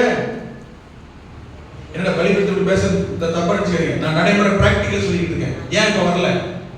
இப்ப நான் சொன்ன இவங்களாம் ஏன் மனம் திரும்பல? ஏன் இவங்களாம் வரல? என்ன கர்த்தரை உபதேசம் சொல்லி வந்தாங்களா இல்ல உங்களை சொல்லி வந்தாங்களா? பதில் சொல்லி பார்க்கலாம். நான் கேட்க கேள்வி புரியுதா ஐயா? நான் கேட்க கேள்வி புரியுதா? சத்தியத்தின் உபதேசத்துக்காக நான் வரேன் உன்னை நம்பி உன் சபைக்கு வந்தாங்களா இல்ல உனக்காக கல்யாணம் பண்றதுக்காக சத்தியத்தின் உபதேசத்தை நம்பி சபைக்கு வரணும் வந்தாங்களா? கல்யாணம் உன்னை கல்யாணம் பண்றதுக்காக பிடிச்சிருக்கிறதுக்காக சத்தியத்தையும் உபதேச சபையை நம்பி வரணும் வந்ததுனால உன்ன மேல உன்கிட்ட என்ன நன்மை ஆசீர்வாதம் கிடைக்குமோ அதெல்லாம் கிடைச்சிச்சு. அப்ப எனக்கு இதெல்லாம் தேவையில்லை. பழைய இதான் நடக்கும். இதாங்க வாழ்க்கை. ஆண்டவருக்கு ஒன்று புரிச்சு சொல்ல முடியாதுங்க. வேதத்தை ஒன்று தனக்கு மாத்திக்கிட்டு வேதத்தால் திரும்ப முடியாதுங்க. நாம தாங்க திரும்பணும். மணவாட்டியாகிய சபை மணவாளனுக்கு ஏற்றபடிதான் மனம் திரும்பி மாற வேண்டுமே தவிர மணவாளன் ஒரு நாள் மணவாட்டிக்காக என்ன செய்ய மாட்டார்? தன் சுபாவத்தை கேரக்டரை மாற்ற மாட்டார், எழுதி கொடுத்துருவார். இந்த சத்தியத்தை கேட்கிற தேவனுடைய பிள்ளையே, ஐயா, அம்மா, சகோதரி, சகோதரியே, யாரோ ஒருத்தருக்கு நன்மை செய்ய இந்த பகல் நேரத்தில் கர்த்தர் உன்னோடு பேசுகிறார். இந்த சத்தத்தை வார்த்தையை கேட்டு ஜெபம் பண்ணு, அவங்களை எச்சரி, அவங்களுக்கு சொல்லு, இதை தடு.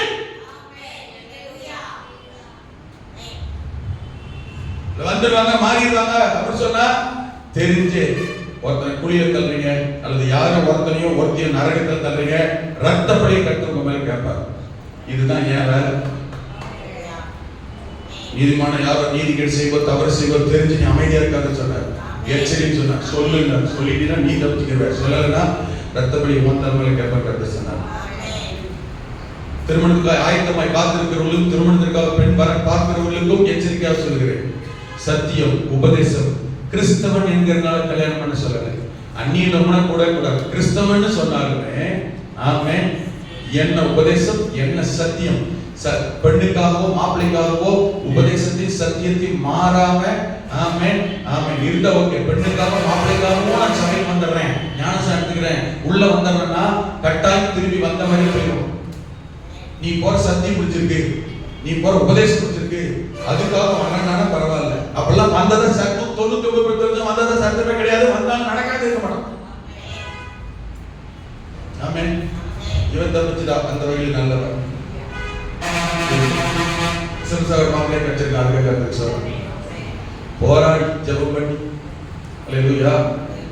நாங்கள வெளியே காட்டல, அவளுக்கு எவ்வளவு கண்ணீர் வச்சிருக்கோம். உங்க பிள்ளைங்க எல்லாருக்காகவும் நாங்க அந்த கண்ணீர் விடுக்கிறோம். வெளியில காட்டுற உங்க முன்னாடி வந்து அழுது நடிக்கிற ஊழியக்காரங்க இல்லை. எனக்கு ரொம்ப சந்தோஷம். என்ன சந்தோஷம் தெரியுமா? நம்ம அசம்பிசாக பையன் நம்ம உபதேசம் நம்ம சத்தியத்தில் இருக்கிறாங்களா? புதுசா நம்ம டீச் பண்ண தேவை. அவங்களுக்கு வேற பிரச்சனை ஏற்றத்தால் எல்லாருமே வரும். என்னதான் சொன்னேன், சொன்ன ஈஸியா புரிஞ்சுக்கிறாங்க, அந்த பயபக்தி வரும். ரெண்டு பேருக்கும் என்ன, இவன் உப்பு போட மாட்டேங்கிற பச்சை ஒழுங்கு சாப்பாடு சொல்றாங்க, நல்ல உப்பு போடுறதுதான் அங்க சொல்றாங்க. நான் போய் சொல்றேன் அதெல்லாம் கிடையாது சொன்னா என் மேல மரியாதை இருக்கும், பயபக்தி இருக்கும்.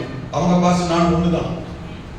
இல்ல இவளுக்கு அவங்க பத்தி சொல்றாங்கன்னா எனக்கு எப்படி என்னோட தகப்பன் அவர் தகப்பனுக்கு எனக்கு எப்படி பயப்படுறாளோ அந்த பாசத்துக்கு பயப்படுவா, கீழ்படிவா. வேற வசன சத்தியம் ஒண்ணு, நடத்துறது ஒண்ணு. உடனே அண்டர்ஸ்டாண்ட் ஸ்பிரிட் ஆவியுடைய நடத்த ஆலோசனை ஒண்ணு. நான் சொல்ல புரியுதுங்களா? இது வேற வேறையா இருந்தா நான் சொல்ற ஆலோசனை இன்னொரு உபதேசத்துல இருக்கணும்னு கேட்டுக்க முடியாது. இல்ல இல்ல எங்க பாச இப்படி சொல்லுங்க, உங்க சொல்றத கேட்க முடியாது, வெளிப்படையா சொல்லுவான். வருங்காலத்துல என்ன பண்ணுவீங்க? பாரம்னு நினைச்சு இறக்கி வைக்கணும்னு பிள்ளைகளை நினைச்சிட்டீங்கன்னா சாவு வரைக்கும். ஆமென். இன்னைக்கு சங்கீதத்துல ஒரு வசனம் 106 சங்கீதத்துல அவருக்கு ஆலோசனை சொன்னாரா? 106 தேசத்து வாசமா நேராச்சு. நான் 106 சங்கீதத்தில் 106 வாசத்துல 12, 13, 14 நினைக்கிறேன். கவனிங்க, வாசிங்க. 12, 13, 14. அப்பொழுது அவர்கள் அவருடைய வார்த்தையை விசுவாசித்து அவருடைய துதி கீழே எடுத்து பாருங்க. ஆனால் சீக்கிரமாய் அவருடைய கிரியை மறந்தார்கள், அவருடைய ஆலோசனைக்கு அவர்கள் காத்திருக்கல. கர்த்தருடைய ஆலோசனை காத்திருக்கல. கர்த்தர் சொல்ல பார்த்த உடனே புடிச்சிச்சு வந்துட்டாங்க, பேசிட்டோம், ஆமென், கேட்டோம், வந்துட்டோம். இது லேட்டா ஊர்ல உலகத்துல ஆளே இல்ல பாருங்க. மயங்காதீங்க, ஏமாறாதீங்க. முதல்ல ஊர்ல உலகத்து ஆளே இல்லை. சிலதெல்லாம் உங்களை கேட்ட சொல்லுங்க, இவன் இந்த கட்டிக்கிட்டு நான் கண்ணீர்ன்ற பாடு எடுத்து தான் தெரியும். நமக்குள்ள அப்படி இருக்கணுமா? நம்ம குணம் அப்படி இருக்கணுமா? என் ஆலோசனைக்கு காத்து இருக்குல்ல, ஆலோசனை வந்துச்சு காத்து இருக்குல்ல, கொஞ்சம் பொறுமையா இல்லை, எடுத்துதான் கவுத்தம் எடுத்தான் போட்டு கட்டி நான் சொல்றதை கரெக்ட். எந்த காலத்துல வாழ்ந்துட்டு இருக்கோம்? அவருடைய ஆலோசனைக்கு அவர்கள் காத்திராமல் வனாந்தரத்தில் இச்சை உள்ளவர்களாகி. ஏன் ஆலோசனை காத்திருக்க முடியல தெரியுமா? கொஞ்சம் ஏன் ஆலோசனை காத்திருக்க முடியல தெரியுமா? இச்சையை நிறைவேற்ற, அந்த விருப்பத்தை நிறைவேற்ற. ஐயோ இதுதான் நல்லது, இவதான் நல்லவ, இவன் தான் நல்லவன், விட்டுட்டா கிடைக்காது, வேற கிடைக்காது, நடந்தாகணும். விருப்பம் நிறைவேற, இச்சை நிறைவேற. தேவனை பரீட்சை பார்த்தார், கர்த்தரை பரீட்சை பார்த்தார் இல்ல. அப்பொழுது கொடுத்துருவாரு. கவனிங்க, ஹலோ, ரொம்ப முக்கியமான விஷயம், கொடுத்துருவாரு. ஏன்? ஏன்? இச்சை, இதுதான் நடக்கணும், இதுதான் பண்ணணும், இப்படித்தான் ஆகணும். பத்தியா, காரியம்லாம் சாதகமாகுது, அவங்களே வந்துட்டாங்க, அவங்களே கேட்கறாங்க, அவங்களே பாக்குறாங்க, அவங்களே விட மாட்டேங்கிறாங்க. கர்த்தர் அனுமதிச்சாரா? ஆலோசனை கேட்ட கர்த்தர் அனுமதிச்சாரா? உடனே போராடுறது, ஜெபம் பண்றது, ஆமென், இது நடக்கணும், கர்த்தருக்கு சித்தமான நடக்கட்டும் ஆண்டவரே. கர்த்தருக்கு சித்தம் இல்லைன்னா அது அவிசுவாசின் ஆரம்பத்திலே தெரிஞ்சிருச்சு.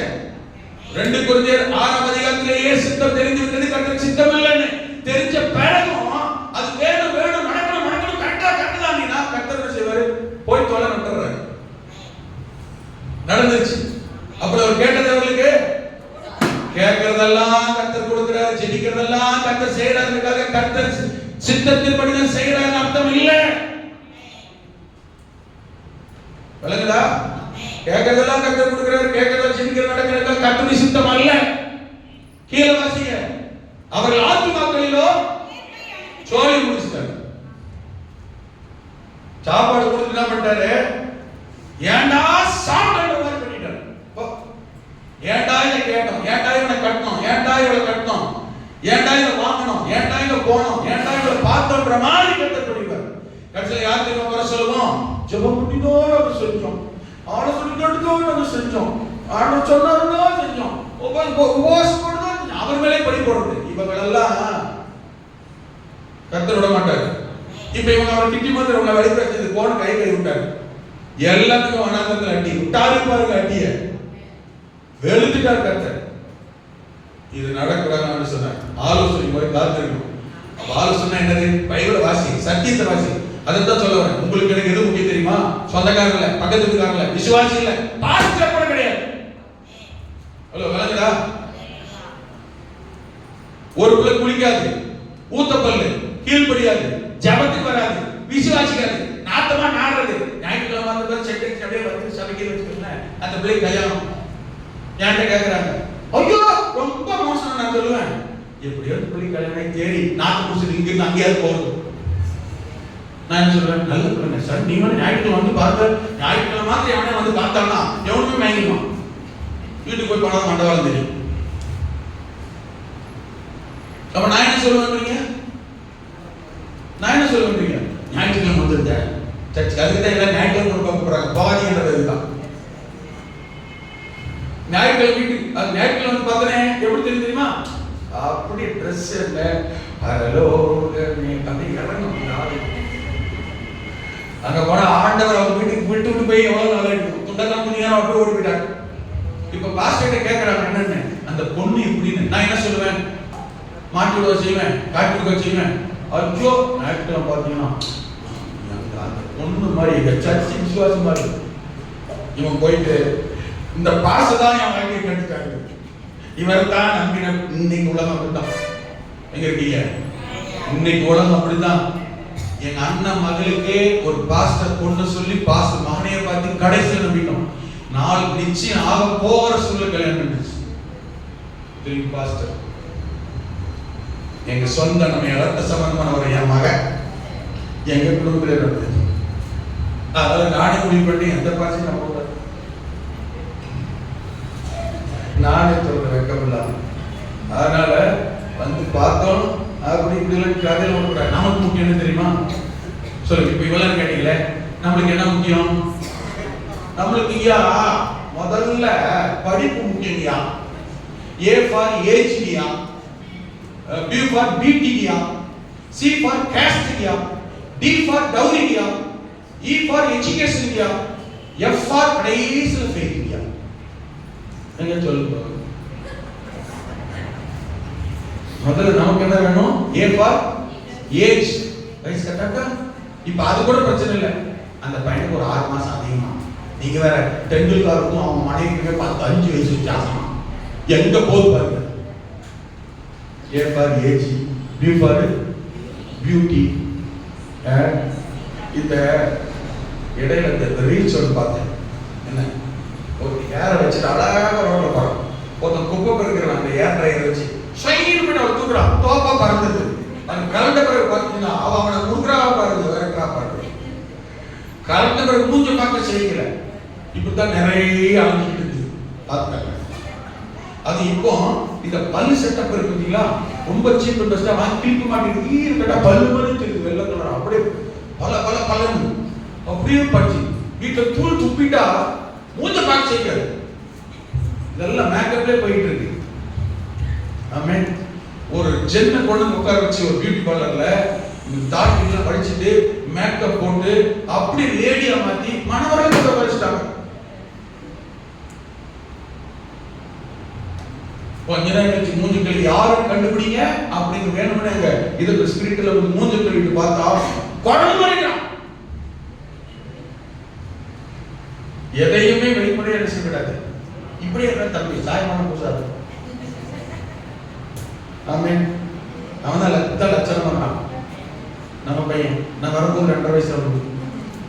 ஆமென். ஒன்று சொல்ல வச்சு அவங்க வழக்கமா இருப்பாங்க. சின்ன பையன் 2.5 வயசு ஓடுவான், குடு ஓடி போவான். சரி, எதுக்கு ஓடுவான் புரிஞ்சுக்க. சரி, ஆனால் எப்படி இருக்கு. அப்ப பாத்தீங்கன்னா இதெல்லாம் சாயுங்க, வெளிப்படையான தோட்டத்தை வச்சு. நமக்கு அப்ப எது முக்கியம் சொல்லுங்க பாருங்க. சொல்லுங்க. இப்ப இவ்வளவு நேரம் சொன்னேன் சொல்லிட்டீங்கன்னு வச்சுக்கோங்களேன். அப்பா உங்களெல்லாம் பரலோகத்துக்கு கூட்டிட்டு போயிட்டே இருக்கிறேன்னு அர்த்தம். அப்ப எது முக்கியம் நமக்கு? எது முக்கியம்? சத்தியம் தான் முக்கியம். அதே அவிசுவாசிக்குமே அவனும் சத்தியம் தான் வச்சிருக்கிறான். நமக்கு என்ன, நாம என்ன சத்தியத்தில் இருக்கிறோம், அதே ட்ராக்ல போனா மட்டும்தான் பரலோகத்துக்கு போய் சேர முடியும். இல்லன்னு வச்சுக்கோங்க, வேற சத்தியம் வேற ட்ராக்ல மாறிட்டோம்னு சொன்னா நல்லா கவனிங்க. ஆமென். நம்ம வாழ்க்கை பின்னாடி சீரழியும், பரலோகத்துக்கு போய் சேர மாட்டோம். ஆண்டவர் விட்டுரும். வாழ்க்கை முழுக்க போராடுறதுக்காக வாழ்க்கையில் போராடுறது இயல்பு. ஆனா போராடுறதுக்காக வாழ்க்கை இல்லைங்க. இந்த காலத்தில் சத்தியம் முக்கியம். அந்த சத்தியம் தான் சொல்லுது, ஒரு குடும்பம் பாலிய ஸ்திரீகளுக்கு முதிர் வயதான ஸ்திரீகள் தாய்மார் முன்னுதாரணமாய் அடையாளமாய் ஆலோசனையாக இருக்க வேண்டுமே தவிர ஆமென் எப்படிப்பட்டவங்க இருக்கக்கூடாது. ஆமென். அவங்க பிரச்சனைக்கும் குடும்ப பிரிவினைக்கும் வருத்தத்துக்கு காரணமா இருக்கக்கூடாது. 3 காரியத்தை சொல்லி முடிக்கிறேன். கவனிங்க, 3 காரியம் சொல்லி முடிக்கிறேன். நம்பர் 1, ஒரு பெண்ணுடைய ஆமென் ஆமென் பெண்கள்ல குடும்பத்துல பெண்களுடைய பங்கு என்ன? இரண்டாவது, சபையில பெண்களுடைய பங்கு என்ன? சமுதாயத்தில் பெண்களுடைய பங்கு என்ன? 3 மட்டும் ரத்தின சுருக்கமா சொல்லி முடிக்கிறேன். 1 நீதிமொழி 31 அதிகாரத்தை வீட்டுல போய் தயவு செஞ்சு வாசிங்க. அங்க சொல்லப்பட்டிருக்கிறது, ஒரு பெண் குடும்பத்தினுடைய ஒரு பெண்ணுக்கு குடும்பத்தில் பங்கு என்னவென்றால், குடும்பத்தில் பெண்களுடைய பங்கு என்ன? தன் வீட்டை பராமரிக்க வேண்டும். முதல்ல தன் வீட்டை குடும்ப தலைவி நீங்க. குடும்பம் யார் கண்ட்ரோல்ல இருக்கு? குடும்பத்தை உங்க கண்ட்ரோல்ல தான் இருக்கு. இன்னொன்று கேட்டா, குடும்பமே யார் கண்ட்ரோல் இருக்கு? உங்க குடும்பத்துல உள்ளவங்க யார் கண்ட்ரோல் இருக்கு? நான் கேட்டது புரியுது. உங்க குடும்பத்துல உள்ளவங்க யார் கண்ட்ரோல் இருக்கிறாங்க? அதான் பார்த்து தெரியல. நீங்க குடும்ப தலைவனா, உங்க குடும்பத்துல தலைவனும் உங்க குடும்ப பிள்ளைகளும் யார் கண்ட்ரோல் இருக்கிறாங்க? பயப்படப்பட்ட தைரியம் சொல்லுங்க. ஏன் கண்ட்ரோல்? பயப்படாதீங்க. என்னுடைய பாதுகாப்புல, என்னுடைய அரவணைப்புல, என்னுடைய சாப்பாட்டுல, என்னுடைய ஜபத்துல, என்னுடைய கண்காணிப்புல, என்னுடைய எல்லையில தான் இருக்கிறாங்க. அல்லேலூயா. அப்ப நீங்க தான் குடும்ப தலைவிகள் தான், பெண்கள் தான் குடும்பத்துக்கு ஆமென் வீட்டை குடும்பத்தை பராமரிக்கிறவர்கள். அல்லேலூயா. நீதிமொழி 31 அதிகாரம் 15 16 வசனங்கள் எல்லாம் நீங்க குறிச்சு வச்சுக்கங்க. ஆமென். ஸ்தோத்திரம். அதே சமயத்தில் குடும்பம் வரும்போது கணவனை கவனிக்கணும், பிள்ளைகள் அக்கறை செலுத்தணும், ஆவிக்குரிய வளர்ச்சி குறித்தும் உலக பிரகாரம் பூமிக்குரிய காரியங்களை குறித்து தேவைகளை குறித்தும் ரொம்ப அக்கறை கரிசனை உள்ளவர்களாக இருக்க வேண்டும். அவரை பார்க்கிறாரு, எனக்கு ஒரு பிரச்சனை இல்லை, அவர் வருவார் போவார் ரெடியாக அவரே பெறுவார். இது சரியில்லை, அப்புறம் நீ எனக்கு பராமரிக்கணும். கவனிக்கணும். அல்லேலூயா, ஆமென். அதே போல பிள்ளைகளை ஜெபிக்கிறவர்களாய் கவனிக்க, கர்த்தருக்குள் உருவாக்குறவர்களாய், தேவனுக்கும் பிள்ளைகளுக்கு இடையே ஆமென் இணைப்பை ஏற்படுத்துகிறவர்களாக இருக்க வேண்டும். பைபிள் அப்படியே நாளுக்கு போன வாரத்துல கூட நான் பேசணும் இல்லையா? இயேசுவுடைய தாய் மரியா, மனோவுடைய அம்மா, சாரி சிம்சோனுடைய அம்மா, இவங்கெல்லாம் கர்த்தர் பிள்ளைகளை கொடுத்து இப்படிதான் வளர்க்கணும்னு சொன்னார். சகரியா, எலிசபெத்துடைய யோவானுடைய அவன் அம்மா, இவங்களுக்கெல்லாம் கர்த்தர் பிள்ளையை கொடுத்துட்டு பெண்கள் தான் போய் சொன்னார், உன் பிள்ளை இப்படிதான் வளர்க்கணும். அப்போ தகப்பனுக்கு பொறுப்பு இருக்கு, பராமரிக்கிற காரியம் தாய்க்கு அதிகமாக இருக்கிறது. அல்லேலூயா. இதில் அதே சமயத்துல குடும்பத்தில் உள்ள இன்லாஸ் உறவுகளை கட்டி நேசிக்கணும். உங்க ஒரு தாய், ஒரு ஸ்திரீ, ஒரு மனைவி தன் குடும்பத்தாரை எப்படி நேசிக்கிறாளோ அதே போல கணவன் வீட்டாரையும் ஆமென் நேசிக்கணும், கனம் பண்ணணும். அதான் உங்களுக்கு மதிப்பு சிறப்புங்க. இவ வீட்டுல கால் வைக்க கூடாதுன்றது சிறப்பா? என்னதான் இருந்தாலும் இவ வீட்டுக்கு போனா இருக்கிற மாதிரி சில வீட்டுல டெய்லி செய்கிறேன் என்னது விசேஷமே வீட்டை பார்த்து யாராவது 2 பேர் 4 பேர் ஆமென், அது ஒரு ஆசீர்வாதம். சிலர்லாம் போயுமே என்ன செய்யக்கூடாது, எங்க போனாலும் இவ வீட்டுக்கு போகணும் பேர் எடுக்கக்கூடாது. நம்ம தண்ணி கொடுத்தாலும் சரி, நம்ம வீட்டுக்கு தான், இவ வீட்டுக்கு போனா சமாதானம், இவ வீட்டுக்கு போனா நல்லது, ஒரு ஆறுதல் தேவையா அங்க போய் கொஞ்ச நேரம் உட்காந்துடலாம். புரணி பேசுறது இல்லை, புரியுதா? ஆறுதல் சமாதானம். குடும்பத்தில் பெண்களுடைய பாதுகாப்பு அப்படிப்பட்டதாக இருக்க வேண்டும். ஆமென். அண்ணால போன்ற தாயா தன் பிள்ளையை கர்த்தருக்கு ஒப்பு கொடுத்து வளர்க்கிற தாயாக இருக்கிறார். இரண்டாவது, சபையில பெண்களுடைய பங்கு. ஆமென். நல்லா கவனிங்க. ஒரு பெண் சபையில் யாரா இருக்குன்னா ஒரு தீர்க்கதரிசியா இருக்கணும். கரெக்டா சொல்லி பார்க்கலாம். பாஸ்டர் தான் தீர்க்கதரிசியா இருக்கிற அவசியம் இல்லை. சபையில் இருக்கிற பெண்கள் மிரியாம் எடுத்துக்காங்க. மிரியாம் ஆரோனுடைய மோசேயுடைய அக்கா இல்லையா? மிரியாம் எடுத்துக்காங்க. அந்த மிரியாம் குறிச்சு தமிழ்ல வாசிப்பாங்க. யாத்ரா 15:20. யாத்ராகமம் 15:20. மிரியாம் இஸ்ரவேல் சபையில நல்ல கவனிங்க தீர்க்கதரிசியாக இருந்தால், பாடகர் குழு தலைவியாக இருந்தால், அவன் பெண்கள் குழு தலைவியாக இருந்திருக்கிறார். கரங்களை உயர்த்தி அல்லேலூயா. மிரியாமை போல அவன் சபையில ஒரு பெண் தீர்க்கதரிசியாக, பாடகர் குழு தலைவியாக, பெண்கள் குழு தலைவியாக, பெண்களை கர்த்தருக்குள்ள ஆண்டவருக்குள்ள ஆராதனைக்குள்ள நடத்துகிறவளாக இருந்தால் அல்லேலூயா. ஆமென். இரண்டாவது, வேதத்துல தொற்காள் தபித்தாள். ஆமென். அப்போஸ்தலர் 9ஆம் அதிகாரத்துல வாசிக்கிறோம் 39ஆம் வசனத்துல மரித்து போன அந்த தொற்காள் தபித்தாள் ஏன் உயிரோடு எழுப்பப்பட்டார் என்றால், தபித்தாள் இருந்த சபையில் அந்த தபித்தாள் சபைக்கு பிரயோஜனமாக இருந்தாள். ஒரு டெய்லர் தான், ஏழை தான், ஆனா அவருடைய தொழில்னால அந்த சபையில் உள்ளவர்களுக்கும் சபையின் ஆசீர்வாதத்துக்கும் பிரயோஜனமானவளா இருந்ததனால மரித்த அவளையே கர்த்தர் உயிரோடு எழுப்பினார். நீங்க இருக்கிற சபை, உங்கள் சபைக்கு உங்களால ஏதாவது ஒரு பிரயோஜனம் நன்மை இருந்தே ஆகும். இருக்காது பாருங்க, உங்க வாழ்க்கை மாறும், குடும்பம் மாறும், உங்கள் எதிர்காலம் மாறும், உங்கள் ஆயுஷ் நாட்களை கர்த்தர் கூட்ட பண்ணுவார். மூன்றாவது, ஆமென், யோவான் 2 யோவான்ல அங்க 2ஆம் வசனம் சொல்லப்பட்டிருக்கிறது, பிரியமான அம்மாளுக்கு அப்படின்னு. இப்ப இந்த அம்மாளை குறித்து அவங்க பாஸ்டர் யோவான் என்ன எழுதுறாருன்னா, நீ உன் பிள்ளைகளை சத்தியத்துக்குள் நடத்துகிறாய் என்பதை அறிந்து நான் சந்தோஷப்படுகிறேன். அப்ப இந்த அம்மா எப்படிப்பட்டவளா? தன் பிள்ளைகளுக்கு சத்தியத்தை சொல்லி வளர்த்தா. இரண்டாவது, அவர் சபையை நடத்தி கொண்டு வந்திருக்கிறாள். சபையை நடத்தக்கூடிய அளவில் ஆவிக்குரிய ஜீவிதத்தில் வளர்ந்து சபைக்கும் தன் பிள்ளைகளுக்கும் சத்தியத்தை போதிக்க வளர்ந்தார். ஒரு தாய் தன்னுடைய பிள்ளைகளுக்கு சத்தியத்தை போதிக்கலாகும், சபைக்கும் பிரயோஜனமானவளாகவும் இருக்க வேண்டும். நான்காவது, மார்க்குவின் தாய், யோவான் மார்க்குவின் தாய், அப்போஸ்தலர் 12. சரியா? யோவான் மார்க்குவின் தாய் மரியாதை குறித்து சொல்லப்பட்டிருக்கிறது. இந்த யோவான் மார்க்குவின் தாயாகிய மரியாள், ஆமென், நல்ல கவனிங்க, அவள் வீட்டில் தான் சபையார் ஒன்று கூடி தங்க பாஸ்டருக்காக ஜெபம் பண்ணினார்கள். இந்த யோவான் மார்க்குவின் தாயாகிய மரியாள் வீட்டில் ஜெபம் பண்ண ஆரம்பித்த போதுதான் தேவதூதன் வந்து பேதுருவை சிறைச்சாலை விடுதலை ஆக்கினார்.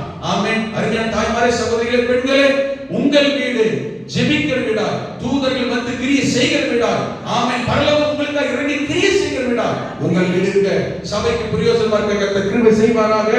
பிரிஸ்கில்லா, ஆக்கில்லா, பிரிஸ்கில்லா, இந்த ஆக்கில்லா பிரிஸ்கில்லாவுக்கு வேதம் சொல்லுகிறது ரோமர் 16:3. ஆக்கில்லாவும் அவரோட மனைவி, அவருடைய மனைவி பிரிஸ்கில்லா ஊழியக்காரனுக்காக தோள் கொடுத்தவர்கள், தங்கள் பிராணனையும் பெரிதாக எண்ணாமல் எனக்காக, ஆமென், தோள் தங்கள் கழுத்தையும் கொடுத்தார் சொல்லப்பட்டிருக்கிறது. அவர்கள் என் பிராணனுக்காக தங்கள் கழுத்தை கொடுத்தவர்கள். அல்லேலூயா. அப்ப ஊழியக்காரனுக்காக ஊழியத்துல எதை வேண்டுமானாலும் செய்ய துணிந்த இந்த பிரிஸ்கில்லா, ஆமென், நாடெல்லாம் அவருடைய தரம் எப்படி மாதிரி தெரியுமா? Aquila Priscilla, Aquila Priscilla, Aquila பிரிஸ்கில்லான்னு வரும். வர வர வர பார்த்தீங்கன்னா பிரிஸ்கில்லாவையும் அவள் வீட்டில் கூடி வாக்கில்லாவையும் அவள் வீட்டு சபை வாழ்க்கை ஆவிக்குரிய தரத்தை கத்த மாட்டோம். உங்களை முன்னேற்ற விரும்புகிறார், கர்த்தர் உங்களை உயர்த்த விரும்புகிறார். சமுதாயத்திலே பெண்களுடைய பங்கு என்ன? சமுதாயத்தில் பெண்களுடைய பங்கு என்ன? ரெண்டு பேர் சொல்றேன். ஒன்னு, எஸ்தர் தன்னுடைய சமுதாய மக்கள் தான் இருந்த தன்னுடைய ஜனத்தார் அழியக்கூடாது என்பதற்காக தேவ சமூகத்தில் போராடினார், ஜெபித்தார், உபவாசித்தார். அதே போலதான் நீங்களும் உங்களை குறித்து தேவனுக்கு ஒரு எதிர்பார்ப்பு இருக்கிறது. நீங்களும் தேவ சமூகத்தில் ஆமென் உங்கள் சமுதாயத்திற்காக, ஜனங்களுக்காக, இனஞ்சனுக்காக, நாம் குடியிருக்கிற பட்டண பகுதிகளுக்காக ஜெபிக்க வேண்டும். தெபோராளை குறித்து வேதம் சொல்லப்பட்டிருக்கிறது. தெபோராளை நியாயங்கள் 5 வாசிப்பது, தெபோராளே எழுந்து விழுத்தெழி பட்டணத்துக்காக, கிராமங்களுக்காக கண்ணீர் விட்டு ஜெபம் பண்ண போராட சொல்லப்பட்டிருக்கிறது. அல்லேலூயா, ஆமென். தெபோராக்களாய் பட்டணங்கள் ரட்சிக்கப்பட, சமுதாயம் ரட்சிக்கப்பட ஜெபிப்போம், முயற்சி செய்வோம். நீ ஆசீர்வதிக்கப்பட்டவள். அல்லேலூயா, நீ ஆசீர்வதிக்கப்பட்டவள். இன்னைக்கு சொன்ன வாக்குத்தத்தத்தின்படி நீ ஆசீர்வாதமா இருக்கவே தேர்ந்தெடுக்கப்பட்டவள். கர்த்தர் உன்னை ஆசீர்வதிப்பார். ஆமென். குணசாலியான ஸ்திரீகளா இருக்க, ஆமென். சபையை கட்டுகிறவர்களா இருக்க, குடும்பத்தை கட்டுகிறவர்களா இருக்க, சமுதாயத்துக்கு பிரயோஜனமா இருக்க கர்த்தர் கிருபை செய்வாராக. கர்த்தருக்கே மகிமை. கண்களை மூடி இருக்கிற இடங்களிலே வலது கரத்தை உயர்த்தி ஆண்டவரை சொல்லுங்க. ஆண்டவரே, ஆமென், ஸ்தோத்திரம். சபையை ஆண்டவரே, நான் சபைக்கு, என் குடும்பத்துக்கு பிரயோஜனமா இருக்கணும், சபைக்கு பிரயோஜனமா இருக்கணும், சமுதாயத்துக்கு ஆசீர்வாதமா இருக்கணும். அப்படி கிருபை செய். கடைசியோட சொல்லி முடிக்கிறேன், கொஞ்சம் கண்ண தருங்க. இவங்க எல்லாம் கர்த்தரால் ஆசீர்வதிக்கப்பட்ட ஸ்திரீகள்.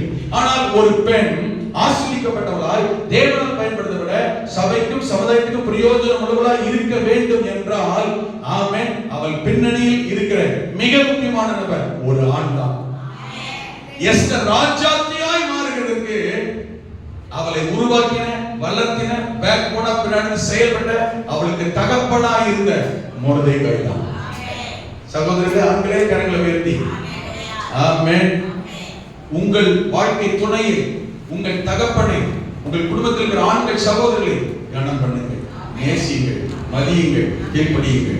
அதே போல சொல்லப்பட்டிருக்கிறது, ஆமென், இந்த ஆதாமுக்கும் சரி சாராளுக்கும் சரி பேக் போனா இவங்க ஆசீர்வதிக்கப்பட்டு மேன்மை அடைகிறதுக்கு தேவன் பயன்படுத்தினவர்கள் ஆதாம்.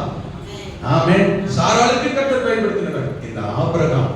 அவங்க எல்லாம் இவங்க என்ன செய்ய முடியாது, முன்னேற முடியாது.